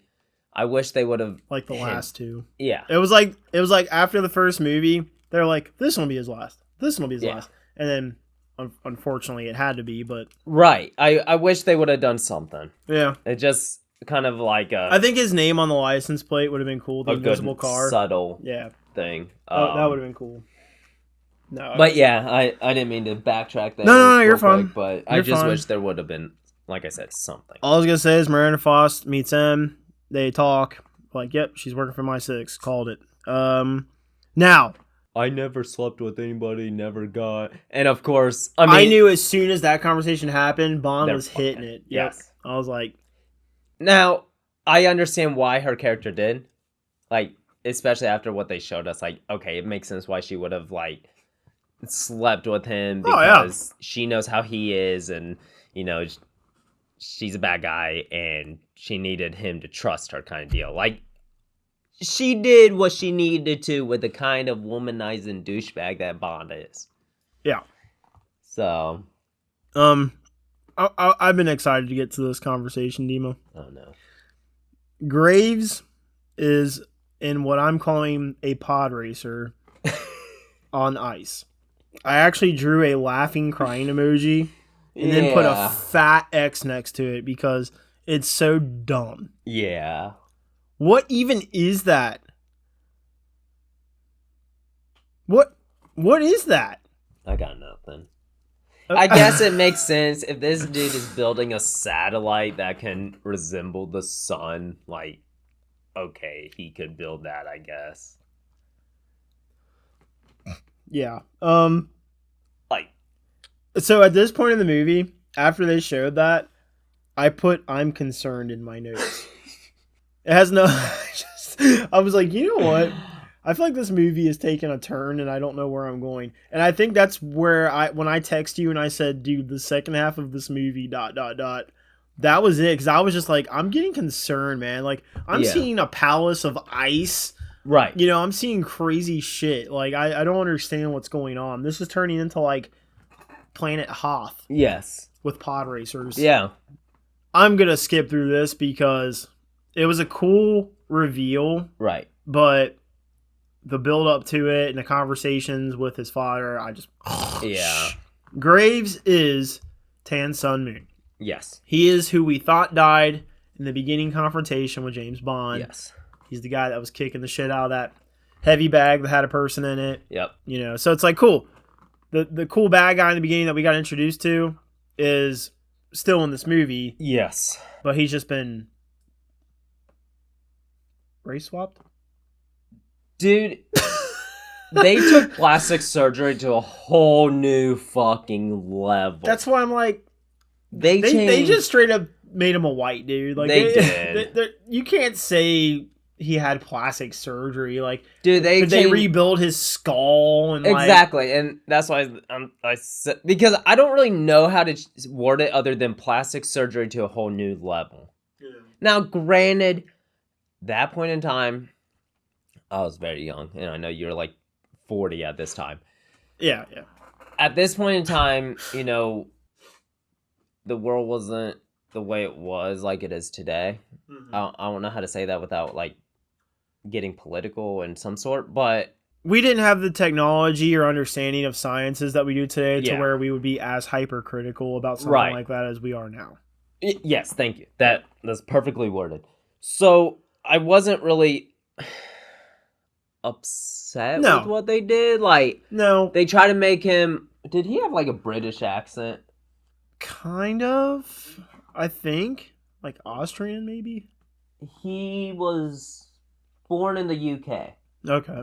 Well, So he had like an English accent. And I see why they did it. Like, you know, I think his brain was, or he was supposed to be like a very like known. I think it takes place in the UK. it does. At least the Like- part where we first see him is like in a castle Yeah. like thing. So it made sense to have a English actor Yeah. play that character. I wasn't mad about it. But dude, they changed him. I mean, this dude, the way he looks now versus the way he looked in the movie, looked like he had Botox. Fucking, it felt very. They went to the extreme of how can we change him the most. Yeah. Well, and you know, we're supposed to believe that Chow is getting this same kind of work done. And Yes. that's what he was in the middle of when Bond found him. Right. But I'm like, they start with the eyeballs? Dude, yeah. It's weird. Okay. Like, that seems like a last minute. Like let's start with the frame of the house. Yes. And then work on the interior design later. Yeah, like, what are we doing here? It was like, to me, it was just like, we need to explain why the bad guy has cool blue eyes. Because don't get me wrong, you got a final act taking place in this wintry setting. Yes. You got a guy It that was has diamonds in his face and ice blue eyes. Like, that's cool. That's badass. It's badass. Yeah, and I wrote down, like, Chow's badass looking. Like, Yes. but that's the reason is because he supposedly is getting this transformation that Tan Sun Moon. It's like, I really doubt they would actually start with the eyeball color. I did too. It just seemed like Let's hurt me. that's why he's got blue eyes. Right. Whatever. But But you know, it's Oh. honestly a small gripe for me. Like, yeah, like okay, that's a little whatever. But at the end of the day, considering the movie itself, it's a small gripe versus the other gripes I have personally. But to get back on track, of yeah, this- so last thing we talked about was Graves is Tan Sun Moon. yes, And that's kind of the starting point of the final sequence of things we see. Now, one thing I did like what they did with this movie, because I felt like Russians were very prominent. And don't get me wrong, I agree with you. I like a Russian that's a bad guy. I think it's very, very Yeah, well. As a Russian, just so we're all clear, as a Russian, ethnic Russian, born in Russia, I like when Russians are bad guys because I think it's very interesting. They make good bad guys. They do. I If don't it's- care. Cancel me, dude. Yeah, That's they why I do. love Black Ops, the first one. Yeah. Oh Dude, man. it's so cool. Like, but I like that they didn't do it with this movie. No, that's what I'm saying. It was, It a was a nice change nice of change of pace. pace. Yeah, I was really excited with the North Korean Yes. aspect. But back to what you're saying, you know, I understand the storyline. I understand why they went the way they did. I thought it was I'm going to be honest, I didn't see it coming. I didn't see Him being Tansa Moon. Yeah. I didn't either. Graves No. being Moon. I put a check mark because even though like the conversation he has with his father's weird, his father's reaction knows like the actor who played the general just didn't sell like this is my son. You know what I mean? General and Graves interaction. It just didn't feel natural. I don't know. It was weird. So the reason I was kind of skipping over all that is because to me, it takes away from the fact that I do like that he is Tan Sun Moon. Yes. That in itself is cool. Just realizing that was enough for me to just be like, whatever with everything else. Because I was kind of like, the acting and stuff wasn't. And even the dialogue, I don't know, like the things he's saying to his dad, I was just kind of like,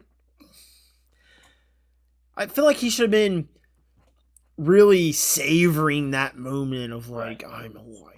I don't know. Just... Yeah. So, anyways. Now, go ahead. Sorry.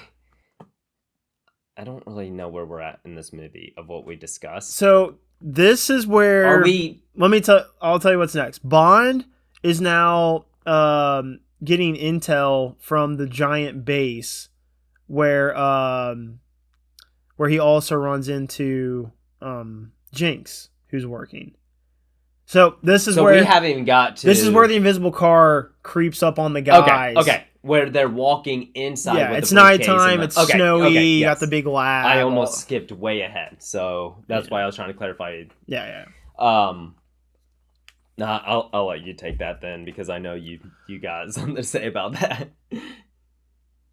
Yeah, the invisible the invisible car is such a cool concept, and the one time it was used right, the movie just gave a convenient like, oh, it doesn't really mean anything. Yeah. That's a little later. We'll get into that. But right here's when it's first used in the field, and it was so like unnecessary because we see him like watching the facility, and we see the guards going in and out. And then he like does the doot doot and the door opens, which I will say I'll give it that. For VFX, it was pretty cool. Pretty cool. Considering all the CGI and green screen, this was pretty awful. Like you just see the door open and it's like, oh, there's the inside of the car. Like it was kind of cool. Yeah, it was cool.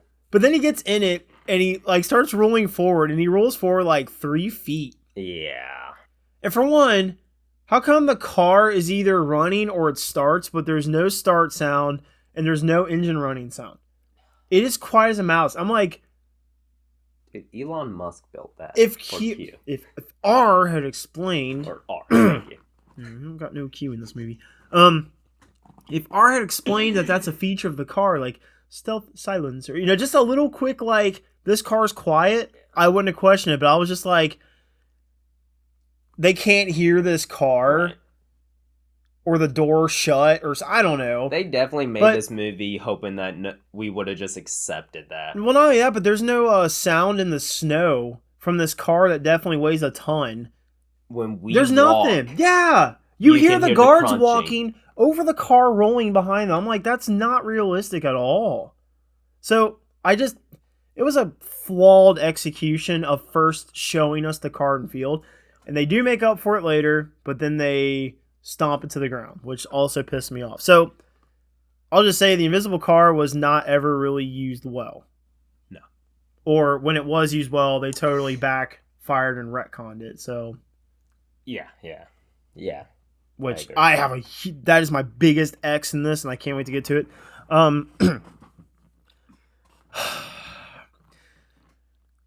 It was so weird, but this is where he hooks up with Frost. Miranda Frost. And okay, why is every badass woman bad guy named Frost in some way? Killer Frost. Like I like it. I'm not complaining. Yeah. But I just think it's funny. It's such like a cold name, and I'm there for it.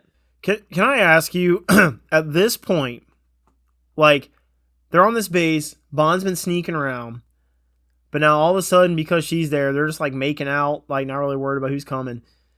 Did you suspect that she was actually a part of the bad guys? Like, did you expect she was actually going to turncoat? Because I kind of did. But I won't say I was 100% sold on it. I was like looking at it as she's the active member of MI6 and Bond is like the dog that M tried to like get rid of but came crawling back home. And now we've got active member of MI6 with this unwanted dog. And dog's going to get this active member to like him enough to like they can work together. So I was like, maybe that's what they're trying to sell to us. But she seemed too comfortable doing this thing if she's really Graves' friend or girlfriend, wherever she's supposed to be, but also being an MI6 agent who was a part of burning Bond. It seemed a little too comfortable for me. No, but I'm be Okay, honest. I had my feet kicked up on my coffee table, and I was like this Well, half the time. I was with you kind of because I was just like, yeah, I saw this coming. But Bond got 2 hookups in this movie. Dude, He got treated good. He did. So I was like, all right, Bond, you got 2 hookups. He was barely washing himself off before he got another one. Now, after this, I'm going to have another like fast forward. So Jinx is being held prisoner by Mr. Kill, which is Graves' right-hand man. I told you I was fast forwarding. Yeah, everything You that happens really in fast forward. everything that happens in between there, I could just like set on the table and go, like, yeah. oh, and then. Dude, you flicked that off like I was flicking the bugs off Okay, those rocks. I will rewind a little bit. So when Jinx comes down through the top of the dome, like on the like Mission Impossible, what's his name? Ethan Hunt. Oh, Ethan yeah, Hunt. yeah. When she comes down all Ethan Hunt on the cable and has the soft landing, I was like, that's so like Mission Impossible. I liked it. I did too. I was Didn't like, see why it was necessary, but I liked it. that's why I was like, I'm for it. It's cool. It I'm makes here. her look like she's better at doing this than Bond. Which She kind of was. Yeah. But anyways, and you know what? she was such a badass character. I really like Jinx. I was gonna say this actually kind of made me start liking her. Yeah. So Like, because I at got a first little- I was like, all right, you know, she's on the same level. And then after this, I'm like, maybe she's better. yeah, because I'm not mad about it. it went from let's just take Halle Berry and have her be in a swimsuit for this iconic scene, and then Bond hits it and that's it. Like it actually gave her some substance, Yes. and it was enough for me to kind of care about her where I fast forwarded to before she's being held captive by Mr. Right. Kill, who's about to use that laser to kill her.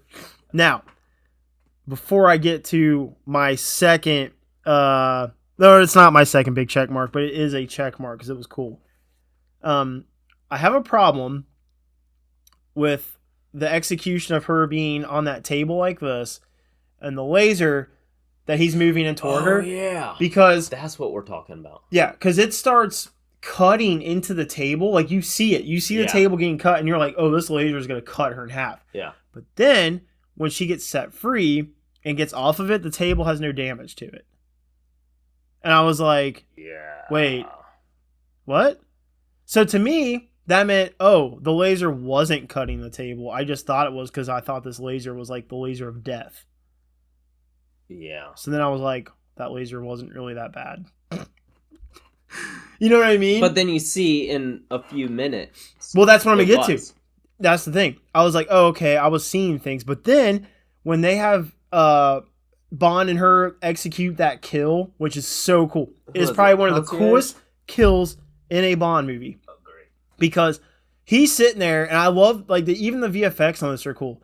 The laser goes through the back of his head and comes out of his mouth. It kind of lights up his eyes. It's just like, I was like, whoa, that is such an unnecessary, brutal death. And I buttered to it. I mean, Dima, I took that butter of popcorn. I took the cap off and I was like sitting there like this. And I was just like, oh, yeah. All the popcorn. All the popcorn. I need to take a drink. I didn't realize you were using your bobblehead. It was for dramatic effect. Gotcha. Sorry, Dwight. All right, anyways. So, yeah, I buttered my popcorn to that kill. It was amazing. And completely unnecessary. Rainn Wilson's going to tweet us, like, seriously. Anyways, but yeah, so the laser wasn't consistent in how powerful it was. First, it's eating away the table, then it doesn't, but then it totally annihilates Mr. Kill's head. Yeah. Mr. Kill's also a cool name for Right Hand Man. They did a good job with, you know, really making that such a suspenseful part because you really had to, like, wonder, is she even making it off this table before Bond? No, that's what I mean. Like, they built her up enough, and then she was in that predicament, and the laser was getting so close to her. Very. You know, so it was kind of like they nerfed it for a hot second, and it was just production error. It was. You know, but that happens. But then that death was just like, whoa. Yeah. But then Bond says the title of the movie. Yeah. And I was like, oh, he said it. Leonardo DiCaprio. Yeah. Then, dun dun dun, Miranda Frost, turncoat. I saw it coming. As soon as I see her walk through the room, point her gun at Graves, Yeah. I'm like, yep, here we go. Yep. She's going to point it right at Bond. Yep. It was so predictable in that scene. I'm not going to lie, I don't see any other way to make it happen, No. but it was very predictable. No, and it balanced things out because I'm like, Bond's not going to be over here with two, you know, like they can't have Bond outnumber the bad guy. No. You know, they got to at least like even it out. Yeah. Which they did. So I was like, it's predictable, but like you said. But what they did with it was amazing. Like in, whatever that movie was with the really smart news dude and his... Oh, the world is not enough. Yeah. Yeah, the world is not enough. His ex goes, you still sleep with a gun under your pillow or something. We see him put the gun under the pillow. I like how she said something along the lines of like, you know, I took the bullets out whenever Oh, yeah. Yeah. the gun was under the pillow or whatever. But that made me think of, I think it was one of the Taken movies with Liam Neeson where he's in his old friend's home and he's like, you don't even remember, you've been behind a desk so long you don't remember the difference of the weight when bullets aren't in or out of it. Yeah. I was like, okay, if they're as badass as they're making them seem, which would be probably on the same level as Liam Neeson in Taken, I feel like he should be aware, like, my gun is, like, that much lighter than what it was. Yeah. Yeah. You know, Maybe I'm overthinking it. I didn't think about that. That is a good point. That is a Um, good point. But I was like, okay, cool. You know, he's in this predicament. His gun doesn't work, or his gun doesn't have bullets. How is he getting out of this? I forgot all about the ring. Forgot all about it because I was that's he's what I not mean. getting out of this. And then he does it, and he, you know, they go through the floor. I'm kind of like really brushing over this. That's fine because I was gonna skip more. You're actually getting into some detail I would have skipped. So Oh, okay. This is fine. But I like, because it does introduce the ring and it's cool. yeah, because she said like hand over your gadgets because she knew, and I was like, oh, he's fucked. Like he's not getting out of this. Yeah. And he does the ring and they fall. I was like, oh wow, like I'm here for it. That was a cool scene. No, I was like cool. it. The ring made sense other than like you said earlier. There's a door there, but he just uses the ring to show us like, yeah, I use my gadgets. Yeah. So it made sense. I liked it. And then yeah, so I was satisfied with that entire sequence there. Yeah, actually, yeah. And it goes right into this satellite that we've been hearing so much about Yeah. getting activated. Yep. And we saw the trial run before that. But it was Yeah, like, but then- oh, that's cool. It's a sun. This makes it like fully realized. Yes. And I wrote down right here because I was still unsure. I was like, the way this movie is going so far, the trial run looked good, but I was like, with the budget being about the same as the last movie, and we've seen how they've used it terribly, I was like, this CGI is about to be ass. Yeah. Well, that got the other fat check mark. Yeah.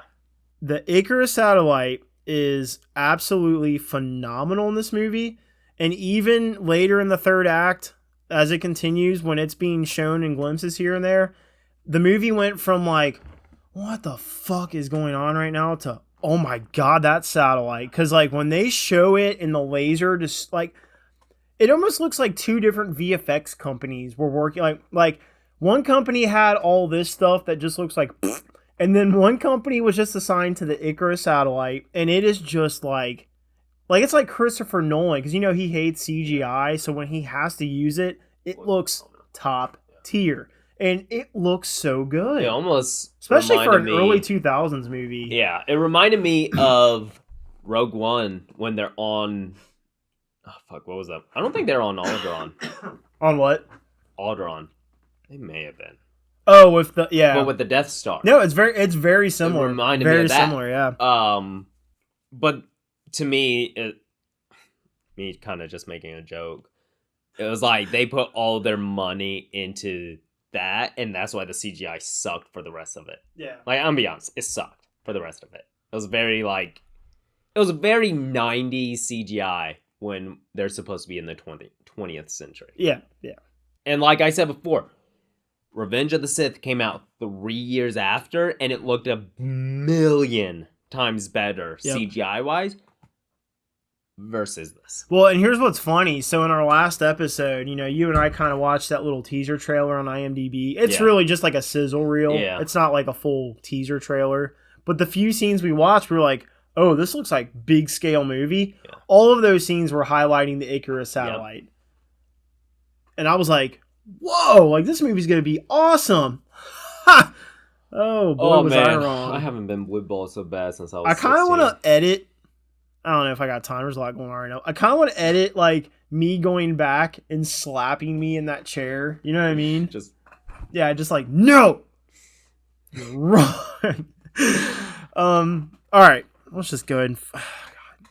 So just so you guys know, like we've been skipping stuff. I'm not getting into details as much as I would. It's because at this point in the movie, I was really starting to realize I didn't like the movie.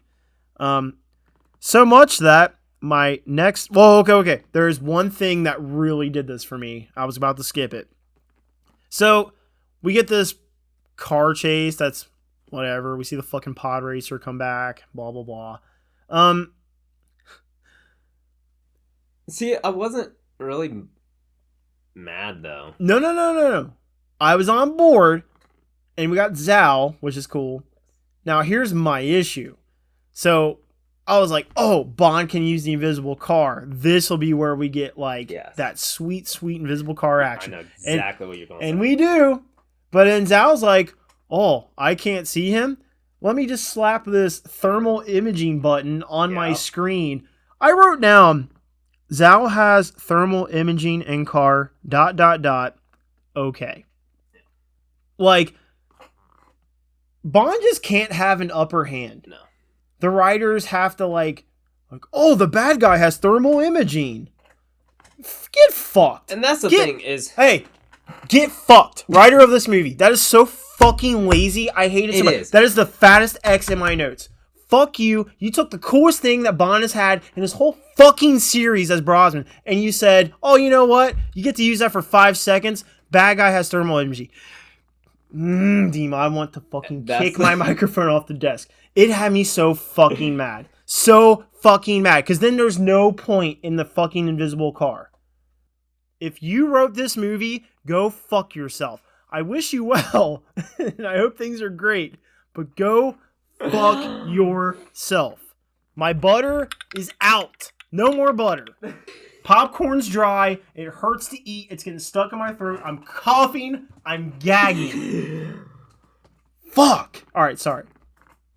Like, that's the thing is, the car leaves tire tracks still. Have him follow the fucking tire tracks. It's snow. That would have made too much sense, Dima. It's fucking Because snow. that would be acceptable for me. I'd be like, oh, cute. But then in a later movie, if there were more, that would be a learning experience. Yes. We need to make it a hovercraft that's invisible.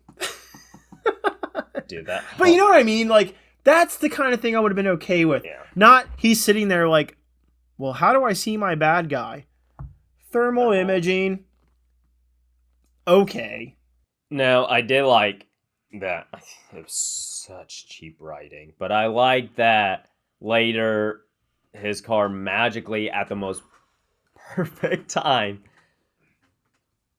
It's like it revived itself or something. Like it was the freaking invisible cloak came back to life or whatever in the most perfect timing. Yeah, very convenient. And I like that. I was okay with it. Yeah. In the sense of moving, At this point, like, why not? Like, Dima, after Zal hit the thermal imaging, I wrote in here, this movie sucks. That's where I wrote that. I was so fucking mad about that. I mean, as you guys can tell, it had me, like, I'm not trying to Alex Jones in here. Let me tell you something, Dima. The Time Warp elves dancing around the invisible car. Here's Bond, bad guy. Thanks, thermal elves. Dancing around the clock. Joe, let me tell you, I'm fucking... I can't say that. But... oh my god. The elves should have wrote the movie. It would have been a lot better. Get Keebler on this bitch, dude. Make some James Bond cookies. God damn. James Bond. I'm just going on it. I don't even know where I'm at. Look, this movie right here, this is where I gave up on it. I barely wrote anything else down. It was a fucking mess. There was way too much going on. It was. You got a car chase. You got a laser. You got a bad guy wearing fucking electric football pads. I'm like, what is this movie right now? It was the dumbest design ever. Like, I'm thinking, okay, the rest of this budget is going to go to this tech he's going to wear. Oh, no. Dude. Oh, no. No, dude, that was terrible. They pulled Boomer Esiason and they're like, can we borrow your pads? He said, yeah. And they threw it on that suit. Called it CGI. Well, okay, let me just... I wrote down use Sonic Ring twice because he uses to break the windshield to save... And that made sense as well. Jinx, which was cool. That was really cool. I liked that. I like that a lot. Inside the giant ice palace that's perfectly constructed because, you know, bad guys have time to make stuff like just that. Just chiseling away, getting the arches. That looked like... You know how the Austin Powers movies essentially just rip off of early James Bond movies and make fun of them? That looked like something they would have in a Austin Powers movie. Not actually... Like, when I first saw the ice palace, I was like, huh... Okay, yeah, that's a choice. That's the thing is, like, I'd understand, you know, having those arches on the palace if it was like support related. Yeah, they literally got destroyed, and it didn't tip, it didn't crumble, it didn't do anything. The only damage was because of the fucking sun satellite. Icarus load thing in the sky, in space. You're hitting the nail on the head with something I was going to say at the end of this episode, but I'll say it now. The third act, which I start the third, because that's the other thing. It's kind of hard to designate where things start in terms of first, second, third. I start the third act at Graves revealing that he is Tan Sun Moon, right? Yes. So you think about how many things transpire since then. That's what I said. There's just too much going on. And to me, I think they, like, you know how we whiteboard our stories when we're writing a movie? I think they saw that they had too much, but, like, they knew that cutting stuff was going to cut screen time. You know, that means actors aren't getting the screen time they're guaranteed in their contract. Yes. So I was like, you know what? They were like, we'll just have a big, epic, awesome death satellite that's just running across the world while this terrible, chaotic story is taking place. And I'm sure you noticed they cut to that at very convenient places. Yes, like when things are very jumbled, it's like death laser, death laser. Like it's like they're piggybacking on that, carrying the third act to the end. Yeah, They're hoping that you as the viewer, you're not going to care about the inconsistencies, the plot holes, the terrible dialogue, the terrible fight choreography. Oh my gosh, don't That get me was started on that. Awful. Besides Jinx throwing the knife in the dude's throat, That was a load. that was so cool. Even sweet Miranda Frost, it was just kind of like when she's fighting Jinx. It was. I was like, come on, dude. And then she puts the knife through the book and she says something so. She said, read this.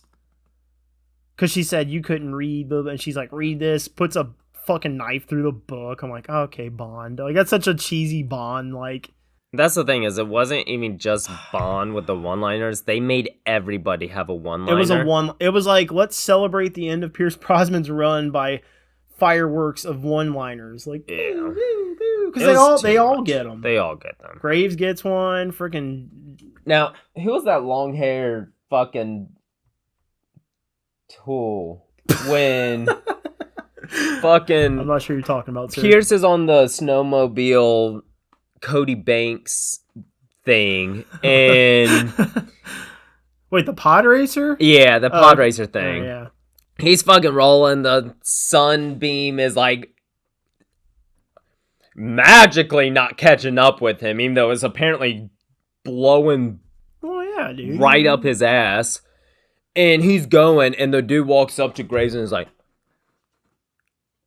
"He beat your time." And Graves just gives him that look. I laughed. I'm gonna be honest. I Well, yeah, laughed at it's that scene. funny It was because funny. he's so obsessed with being like the best, Yeah. and I don't know. Yeah, and Bond just always one ups him. But even then, that was so unnecessary. It was. It was. It was Dumb. dumb. All right. Oh, all right. Here's the other thing. Besides the way that Graves dies, the electric football pads being the big thing about the fight sequence Yeah. that's supposed to make him one-up Bond. Yeah. Lame. Yeah. So lame. It made me actually appreciate their sword fight sequence, which I also didn't really like that much. But I agree with you. I think it's the best fight sequence in It this is definitely movie the best. because we don't have that much to choose from. No. But I like that he gets launched into the freaking engine of the plane and shredded like a bird. I thought that was hilarious. He looks like Palpatine, like when Vader throws him, and he's like, bzzz, like he's just like, He did, bzzz, dude. and he goes through the human shredder. All right, but anyways, it's a terrible third act, man. The ending, I literally wrote this ending sucks. The because- ending was awful. because from there, we go into the planes in free fall. Bond and Jinx are on it. They're literally like not. I don't understand how we downgraded in this movie because in the movie prior, Tomorrow Never Dies, everything was done so well. When they're in a vehicle, there's the motions, Yeah. they're swaying.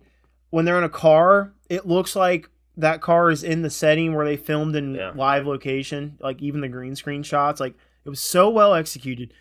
When they're in this plane that's in free fall, right? Yeah. They should be like, they're like sitting there calm, just talking to each other. But in the background, there's chaos, fire. They're in free fall. I was like, what? How are they just like casually having a conversation in free fall? And it really just made me want to turn the movie off. I'm going to be honest. Yeah. I was like, I can predict the rest of this movie from here, which I could have. I wouldn't have nailed it on the head, but it would have been close. Because there's one thing, there's a curveball they threw in. It made me laugh. But yeah, the fall sequence, terrible. But we know Bond and Jinx are to survive and happy ending. After all said and done, we see Moneypenny, which we've been teased with her and Bond since Gold. Oh, yeah. And Bond swoops in, ready to get that third hookup in this movie, right? I was like, damn, Bond, you're just going... You're being a little gluttonous in this. But I'm like, it's his last feature. Like, why not? Okay. Get them all. Get M in there, too. Get Freaky and get R in there. No, but... R comes in like an invisible gimp suit. Like, Sal's like, I have thermal imaging you can use. Anyways, no, but I was like, oh wow, they're really doing it. Yeah. And then you see she's wearing the training helmet. I was like, aw, poor Moneypenny. But then I'm like, why are we always just like?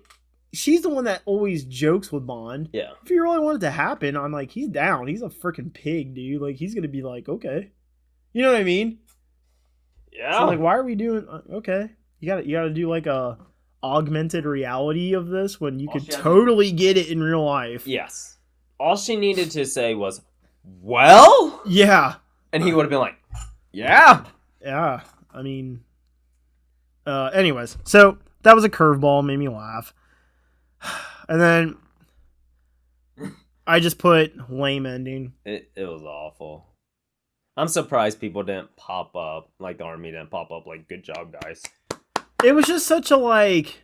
It kind of reminded me of an Indiana Jones movie where like he goes into a tomb, and there's like treasure, but like stuff can't just be sitting around like it would be in real life. Yeah. There has to be a chest that's fallen over and all the gold's running out, and Doesn't really make sense. like Bond and Jinx are getting at it again, and the freaking thing of diamonds is open and they're all sprawled out. I'm like, perfectly laid I out don't next think to it. that would be like practical or make sense if you're wanting to do something with the diamonds. Like you both get away from your agencies and you get to do your own thing, and you're just gonna do it on diamonds. Do it. Yeah. That's how Brosnan is ending his run as Bond. I'm fucking on the diamonds. That was it. Lame ending. It was awful. Now I'm just gonna jump into my fun facts because I only have two. Okay. And that's the other thing. You know, I get these from online. I go to websites, Reddit. I try to find interesting things. There's not much worth talking about, and I think that's a testament to how bad this movie is. Yeah. Now, the director, Lee Tamahori, I think I'm saying his name right. He made Triple X with Vin Diesel. Have you seen that? Okay. I've heard it's really good. It is one of my favorite Vin Diesel movies, and it's actually one of my favorite action movies. Oh, wow. It's an early 2000s movie as well, Yeah. but in terms of how the movie was made, that's why I said in the beginning when I agreed with you on this movie had promise. Yeah. I know this guy can make a good movie that I will enjoy. Because he made that after this. So I'm like, Oh.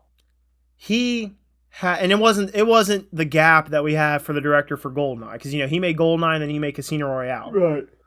This guy went from this to Triple X, and Triple X, I love it. Oh, wow. Now, don't get me wrong. I watch it now and it's like, okay, there's some things that are cheesy about it. Yeah. But with everything considered, it's a really good action movie. And especially considering it's Vin Diesel, who isn't really, in my opinion, a good actor. It was a fitting role for him. You know how like someone who's not a good actor can just have a role that's made that just fits their Yeah. personality? Like, I love The Rock. Don't get me wrong. I think he's amazing. But when it comes to acting, I don't think he's the best actor. But I think a lot of movies have been made where they write to his strong points as a Yes. person. So he can literally go on there and be The Rock to a degree. Yeah. And it fucking sells the Yes. movie. Like, I'm just like, yes. Like So- Moana. Hey, we got the live action one coming out now, all right? Yeah, I'm not happy. Now he's gonna be buff, man. That gut. No. Anyways, so he made Triple X, and I was like, oh, all right. Yeah. So I was like, this movie could have been cool. Pierce Brosnan hates this movie. Does he? He doesn't. He has gone on record saying this is the least favorite of his movies, and Wow. he was recorded, documented on set and in post-production saying that they made mistakes with all the gadgets and all the CGI. He said it was overdone production.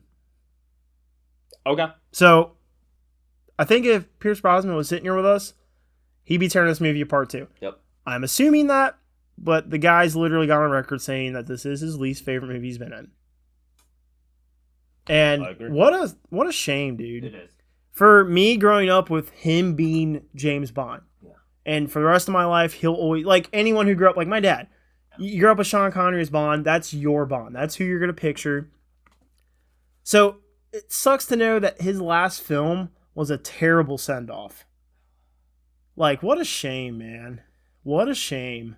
You know it's If bad. Tomorrow Never Dies was his last film, oh, cause that movie's so good. So good. You know it's bad when, like, you know, fans are saying, like, this movie's ass. And then you bring... That's what I'm done. This Yikes. movie just, yeah. And then when the... Make sure the camera's not, it's a little wonky. It's good for it.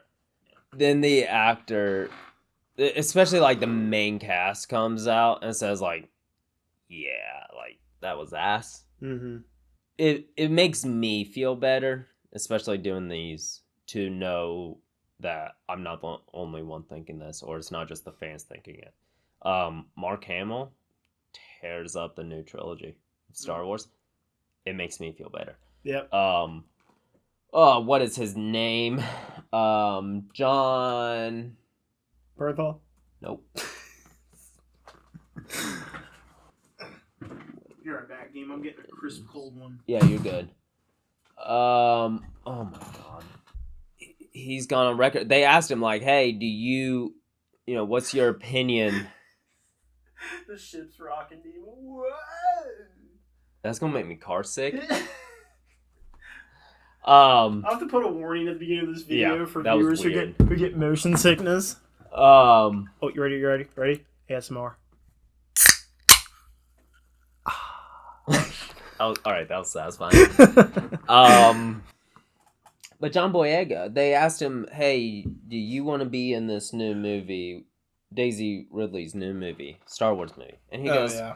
no, I'm done. He's like, I think Finn's done. I'm done. Yeah. I don't want anything to do with this. He tears apart the new trilogy. Harrison Ford, he was over Star Wars since episode 6, so He wanted to be killed he off. wanted to be killed off. Mark Hamill talks down about these movies, says it doesn't make sense. It's not his Luke Skywalker. He pretty much says, or straight up said, you know, there's no, you're good. It's like a different Luke Skywalker. Yeah. It's not even canon to him. So saying all that just make, you know, it's just me pretty much saying, like, when the actors are on the same page as you know it's a bad movie. Yeah. No. Versus where our opinion could be it's trash and the actors are like, we love it. Then, you know, maybe I'm just the asshole. But when they're saying it's bad, it's their least favorite. yeah, and I'm not Says something. I'm not saying I needed validation for my feelings on this movie, but Right. it was nice to go to IMDb. Because I'll be honest, I was looking on other websites. I was looking on Reddit. Yeah. I wasn't finding my fun facts like I usually do. Right. I was like, oh, this sucks. Yeah. So I just went to IMDb. Literally, first couple of points they point out, those were the only two that were worth mentioning. The other ones are just like kind of fun production facts and don't really matter. I'm like, dude, Pierce Brosnan not liking his own movie? That's worth pointing out, especially when I hated it. Like, Yeah. This is the first movie on this podcast. Not just Bond movie, any movie, Yep. I've given a 1 to. Like, if this movie wasn't made and it was just a trilogy, well done. Like, GoldenEye was but I liked it better than this. I at least gave it a 3. Yeah. Good lord, man. This movie was all. I mean, really, this movie just sucked. It did. That was But I will admit to you, I almost bounced up to a 2. Because it does have some factors that, like, it could have been something better. But I'm like, I'd just be okay with this movie not being made. Honestly, I don't know. Yeah, I definitely would have been okay if it wasn't made. I'm sure Brosnan feels the same way, Yeah. so. Except he probably got a nice paycheck from it. Because box office wise, it did really well just because everyone was like, oh, the last anticipation. Brosnan movie, oh my gosh. And it was 2002. You know, people were excited to start going out and doing things in theaters again and, you know, after 9/11, so. Yeah. Oh, so unfortunately, we're ending our 007 Tuesdays Brosnan run on a negative note. But it will be redeemed by our fan favorite, Daniel Craig. Well, I can't say fan favorite, but me as a fan, he's my favorite. His movies are amazing. And man, we're starting off with a banger, Casino Royale. I'm really excited. With the same director that brought us GoldenEye. He gets redemption in this one, because it is often regarded as the best Bond movie of all time. Which is also pretty crazy. I've heard hardcore Bond fans that don't like him as Bond still say that just because of the story and the production. Wow. Yeah, so all right, well, I think we've kept it. Yeah, we're a little over 2 hours. Not too bad. Not terrible. We're going to end this episode with updating you guys on some stuff real quick. So yeah, obviously, subscribe, follow us, all that fun stuff. We have merchandise. We have a lot more coming. That is barely started up. We got to turn the oven up a little bit, get more stuff baking, but things are coming. Anyone who's been following us on this journey, you've heard us say there were a lot of things we were going to do that we ended up not doing. You've seen things come out earlier or later than when we said they were going to come out. This whole thing has been a huge learning experience. And, you know, I was looking at a picture the other day of my first setup for this podcast. It was the table that Jordan often sits at. We had one table that we were trying to fit 4 guys around, and a bunch of old microphones from when I was in a band in high school in 2007. You know, like, it was rough. It was a rough start. So we've come a long way, and we've got a lot of things that are changing in this period that I'm going to talk with you about now. We're taking a little break. And it's small. I mean, we're in June. We just started June. We're coming back in mid-July. As of right now, it looks like it'll probably be the 2nd week of July. Might be the 3rd week. Now, here's the cool thing about this. In this time, we're upgrading some more equipment in our studio. We're all going to have a better presentation and a more efficient way to record ourselves, but to also deliver you guys content faster. So I'm looking forward to that. We've got a good game plan. Now, the other thing that's cool is we are going to be staying on top of the 2 episodes a week as well, because in this time, we're still going to record and get episodes together. So that way, we're always going to be ahead. We'll always guarantee we'll have content coming every week. So 007 Tuesdays have been pretty popular with some people, so we're going to continue doing that. We enjoy doing them. We will be having Grant join us on at least some of the Daniel Craig films. Yes. Yeah. I don't know how many he's wanting to do, but because he's a big fan of the Daniel Craig films, so that was cool to find out. We have a lot of episodes that we've talked about doing that you guys haven't seen yet coming. We have the Beau is Afraid discussion and review, which will actually be our first group discussion for our 2nd season as a podcast. And it's funny because I'll just go and tell you, we didn't really like the movie. No.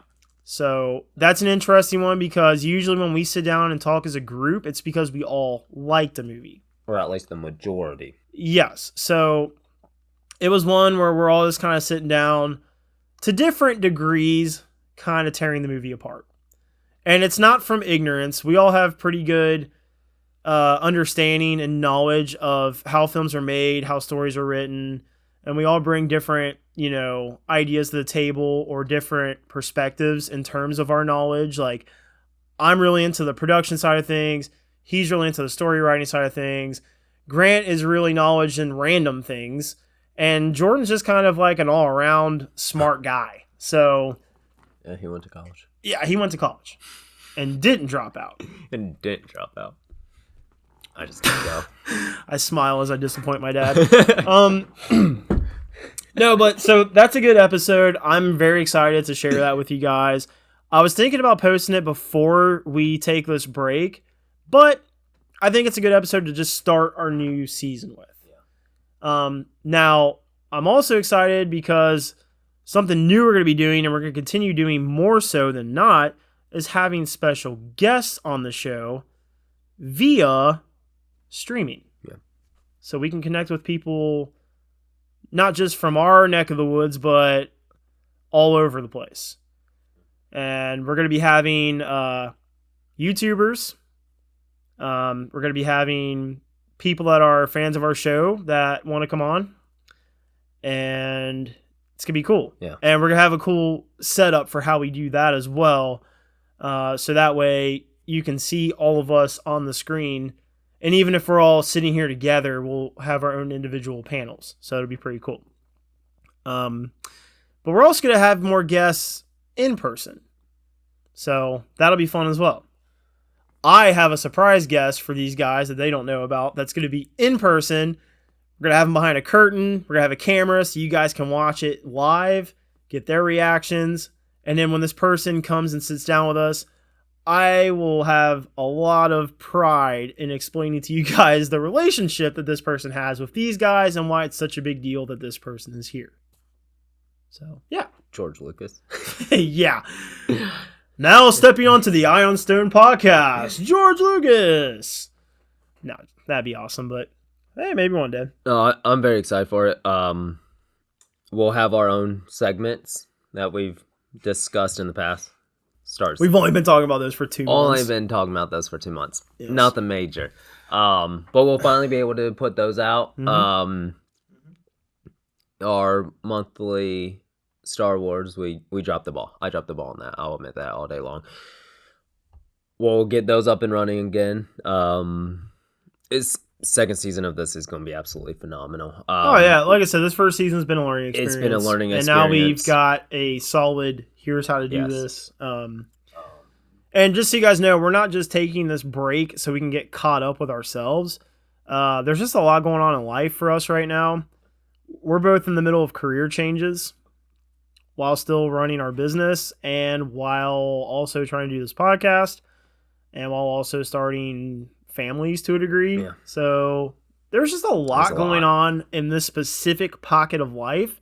And I'm going to be in Alaska for a little bit with my wife. So I don't know. It's just kind of a good time to take a little break, do some editing, and come back strong in July. Yeah. I'm excited for it. Really am. I'm excited to get the ball rolling again. So, yeah, we hope you guys don't mind the little bit of pause, but we will be coming back strong, and I'm excited for it.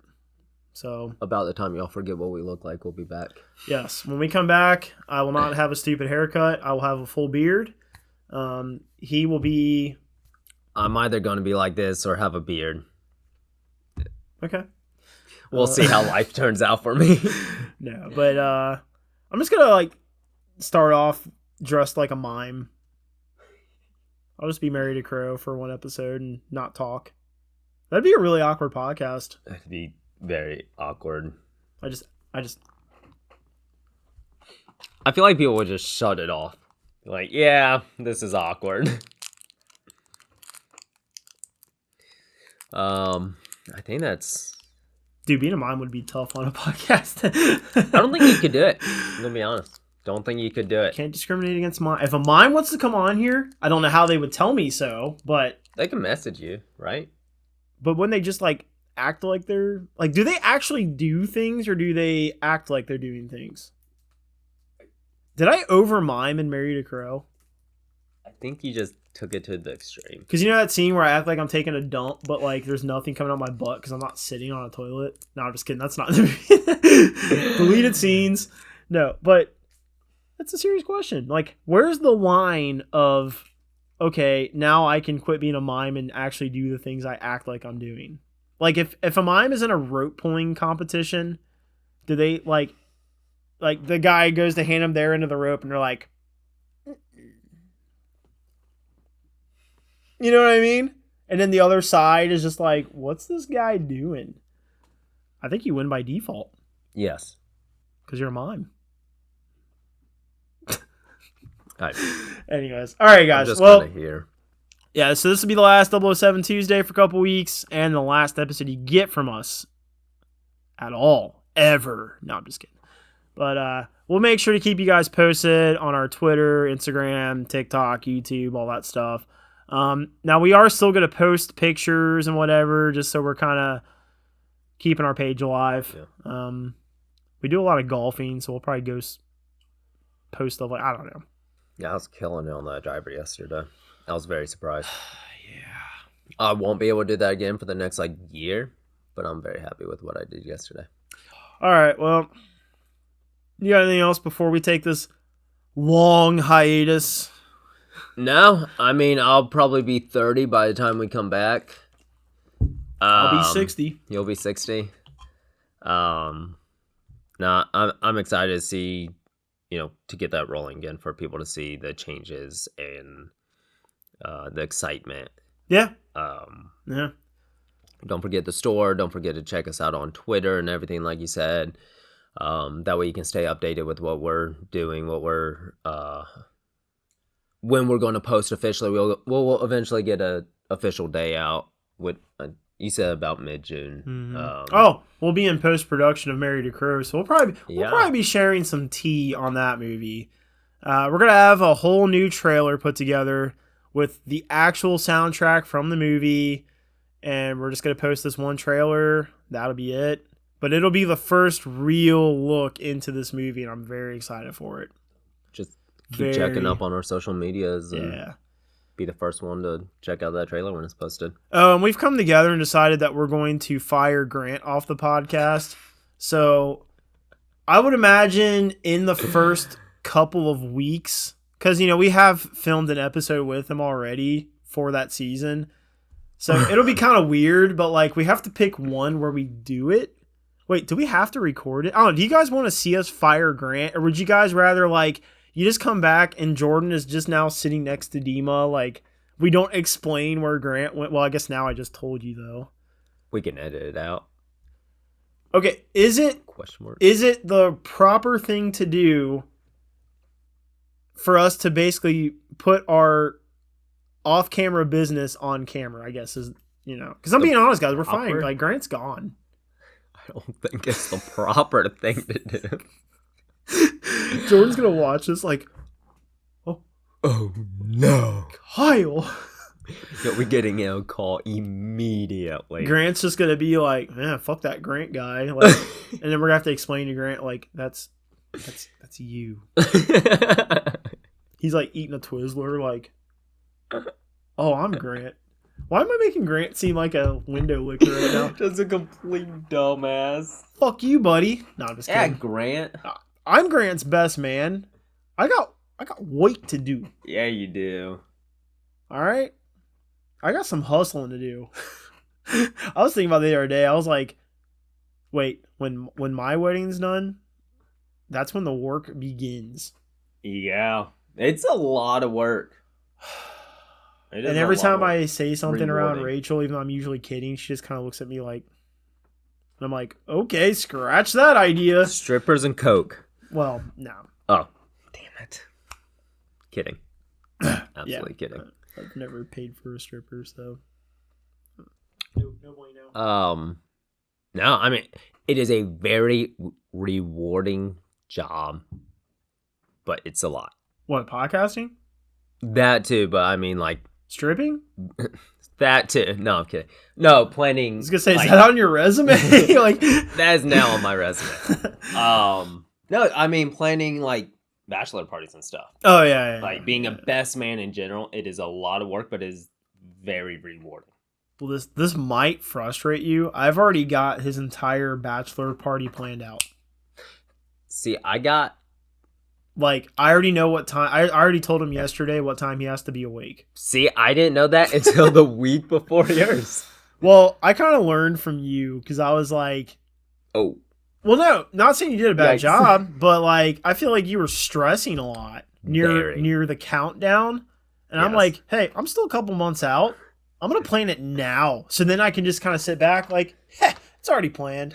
That dumbass. It wasn't that hard. I actually want to forget. That's how out of it I want to be. It's the morning of, and I'm like, oh, it's the bachelor party. I don't want to be the night before, under my bed sheet, I hope Grant's happy tomorrow. Dude, I was under my shed doing that. No, you did good. You did really good.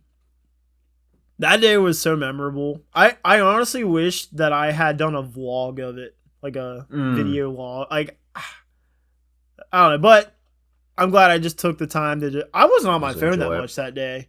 I really just absorbed everything and enjoyed the day. That's the best way to do it. All the fun stuff and all the lunacy in between. It was great. It was a good time. Both my brother-in-laws on a golf cart. One's helping Elon Musk get to Mars, and the other one's helping chickens hatch eggs by sitting on them. Oh boy. I kind of just pictured Grant like in a chicken costume, just Amongst the chickens. a For you, I know he said it on an earlier episode, but for those of you who don't know, Grant is from a place called Farmersville. This is a real town. Okay? Rio town. It's not farmersonly.com. It's not the farmers market. It is a place where farmers live. It is a ville of farmers. That's where he grew up. Okay? Anytime we meet somebody new, we have to listen to this guy say, like, I'm from Farmersville. And people look at him like, that's a place? Like, they're waiting for, like, the punchline, or they're waiting to hear, like, what that's the nickname of. Yes. You know, but it's like, no. I had to look it up when I first met him. I was like, oh. Yeah. See, that's the thing is, I know places that is around it. I still had no idea about Farmersville. Yeah, like, I knew about Germantown. Germantown, Been to Waynesville, Germantown, yeah. I was like, okay, yeah. all that. Like, There's a little fine space in the center there's a there. little butthole just Yep. pressed in between the cities. Abby was roasting him yesterday, saying nothing good has ever come out of Farmersville, and I don't know if he was actually offended by that, but Grant was trying to like name people, and it was kind of making me hurt. I was like, because I'm sitting here like, Grant, you're supposed to say you came out of Farmersville. Exactly. Like, that's it. Why you gotta look for other people? Like, you're enough. Yeah, he's enough for me. Like, if it weren't for you, I wouldn't even know Farmersville exists. Exactly. You know, that's like saying I wouldn't know Gotham exists without Batman. Like, Yeah. you are the Batman of Farmersville. He is the Batman of Farmersville. So does he So- like just pin chicken feathers up for the ears and When he's sitting on the eggs, or when he's like Sitting on the eggs. like fighting crime in both? Farmersville. We're just roasting Grant like accidentally at this point. That's why we're firing him, guys. It's not because of his performance on the podcast. It's because we can't help but roast him when we feel bad. Oh. Oh. This is a turtle that my wife made. It's smiling. Its name's Elmo. Reminds me of Squirt from Finding Nemo. Squeak. All right. We're done. We're done. Okay. Guys, we love doing this. Obviously, that's why we just ramble on. But we're going to wrap this up so we don't smack the 3-hour mark again. We're at 2:23. We're okay. We got 37 minutes Let's to go. just throw another hour in there. All right, let's bring in a special guest. Come no. Somebody just randomly pops out of that closet. No It's concern. Conan O'Brien. All right. Well, yeah. Keep an eye out for Married to Crow Crumbs. There's gonna be some stuff coming out. We're still wrapping up filming, but we're almost done, and pretty excited about getting that movie out this fall. So that's gonna be cool. And yeah, guys. Anyways, as always, we appreciate you guys tuning in. We love doing this, so don't worry. I know there's the whole thing where people start podcasts, they do it for a couple months, and they decide it's too much work and they quit. That's not what this is. We decided we love it so much, we want to take time to make it better. And we're coming back stronger than ever, so no worries there. I'll be back. Get to the chopper. I need to stop. All right, so let's just do a whole segment where we talk like actors, like I'll be Arnold Schwarzenegger, and then you can be Forrest Gump. all right. You can be Forrest Gump at an Italian restaurant. Oh. Where's the pasta? That's so aggressive. I feel like you have to be. How does Arnold Schwarzenegger say "I am happy"? I am happy. I feel like he has to slam his fist on the table like Hitler in Inglourious Bastards. Like 9-9. Okay. Probably blowing this mic out. Anyways, focus. No bloopers on this episode. I refuse to edit this. I'm lazy. Raw I'm footage. lazy now. You guys have to freaking hang in there and suffer. If anyone's still watching at this point, I'd be really surprised. I probably would have shut it off about. Like 20 I'm minutes ago. about to start reading the ingredients of seltzer. Actually, this is an interesting topic real quick. I've been wondering, now that I've been drinking these for the past couple months, what am I drinking? Because calories, 0. Total fat, 0. Sodium, 0. Total carbs, 0. Sugars, 0. Added sugars, 0. Protein, 0. Flavors, 0. And I'm like, whoa. Flavors, 0, but it's lime. It is lime flavored, right? How can you say flavors, 0? But then it says made with natural flavors. So I'm like, does that mean artificial flavor, 0? Because it doesn't specify. And then it says contains carbonated water. I'm like, that's all this is. What do you mean contains? That's like picking up a Coke and it says contains Coke. What am I drinking, Dima? Dude, they took some water, kind of swirled it around, squirted some lime in it, and sealed it. Why is it so good? I mean, I know you don't agree, but like, dude, this is like Trash. nectar of the gods now. Like, I mean, mead is still number one, Yeah. but seltzers. All right, now I'm doing the thing that I was joking about doing on the podcast to bore people. Oh, speaking of nectar of the gods, What the? That's such a weird. I'm on. Yeah. I'm watching Shameless. I think I'm Oh, on boy. season 5 now, and Frank is making his like Oh, god Yeah. tier 130 proof beer.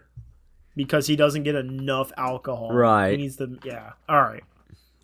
Anyways. Where was I was closing out the show. Oh, yeah. I was closing the show out like 20 minutes ago. We seriously appreciate you guys tuning in. It means everything to us. We would do this even if you didn't, but that's not trying to make you feel like you're not necessary.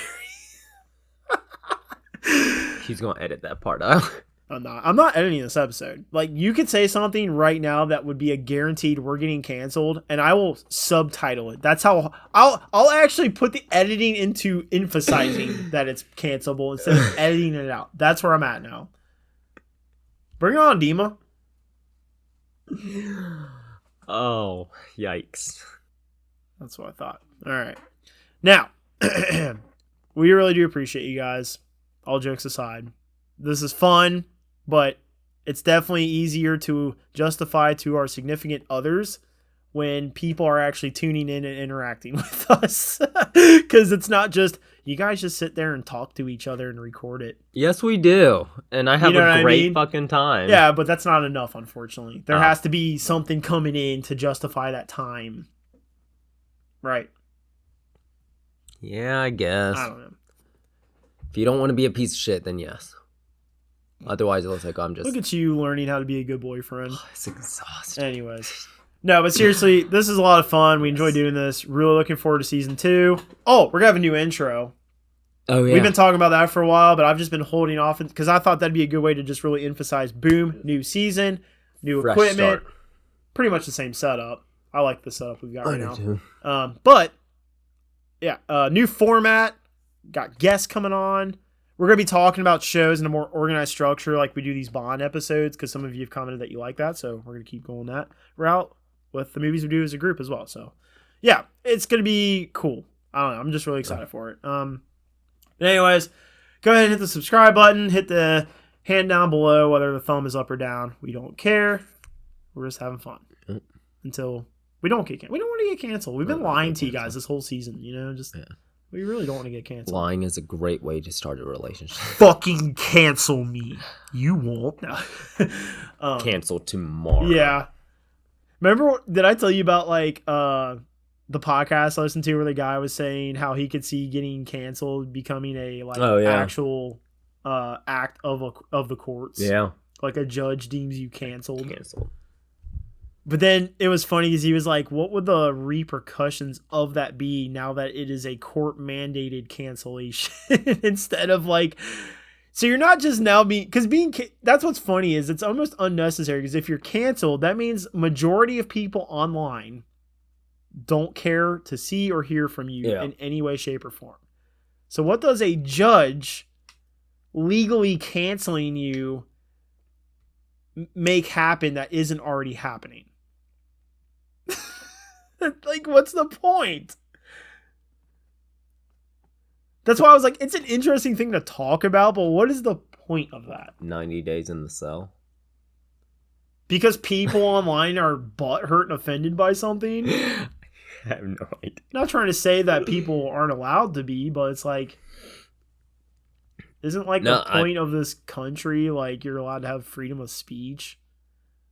Like, hey, is Andrew Tate a douchebag, and is he kind of like saying things that he shouldn't be saying? Sure. Does everyone hate him? No. No. There's guys that idolize him. So why is it fair that because certain sides don't want to hear his crap? Now, don't get me wrong. If he's encouraging domestic violence or acts of terrorism, oh, yeah. Yeah, he needs to be in a jail cell. But No, seriously, that's I just an don't know example, what they though, like, would do. why does one side canceling him make it so the other side that likes him doesn't get to enjoy stuff anymore? You know what I mean? That's I'm just kind of living here in the Matrix Oh. or whatever this is. no, I'm not saying I think Andrew Tate's a joke personally, but that's just me. Well, Jordan be flying across that table right now. I'm a top G. all I know is I sit here, I speak into a yellow snowball, a white snowball, Colors. and I learned those in kindergarten, I think. White snowball, and that's it. I throw rocks at home. That is it. That sounds bad. Landscaping. All right, so Third time's the charm. oh, you want to do something cool right now? God, we got so sidetracked. All right. I need to say Snickers on it. That one actually. Why does one say Snickers and then the other? Whatever. All right, you ready? We're gonna have to like mark because I'm can not spell editing this this out. except for this point, so everyone's gonna know what we're doing. It'll just be a cool little trick. Sorry, got distracted. Go on a rant about something real quick. I don't care what it is. I love my dog. Great dog. Except he barks constantly. I mean, it was 6:30 in the morning, Friday, maybe, and he is barking. And it's not like a nice bark. It's very atrocious barking for no reason at all. Like, if somebody's in the backyard and you're popping off, wonderful. Thank you. If you're looking at a tree and just barking to bark, The dog barks at the wind. stop. Yes. I don't get it. We go on walks. I give you food. I give you shelter. You drink water. Dima, you get a little angry when you're hungry. Oh, Do you want a Snickers? I'll take a Snickers. All right.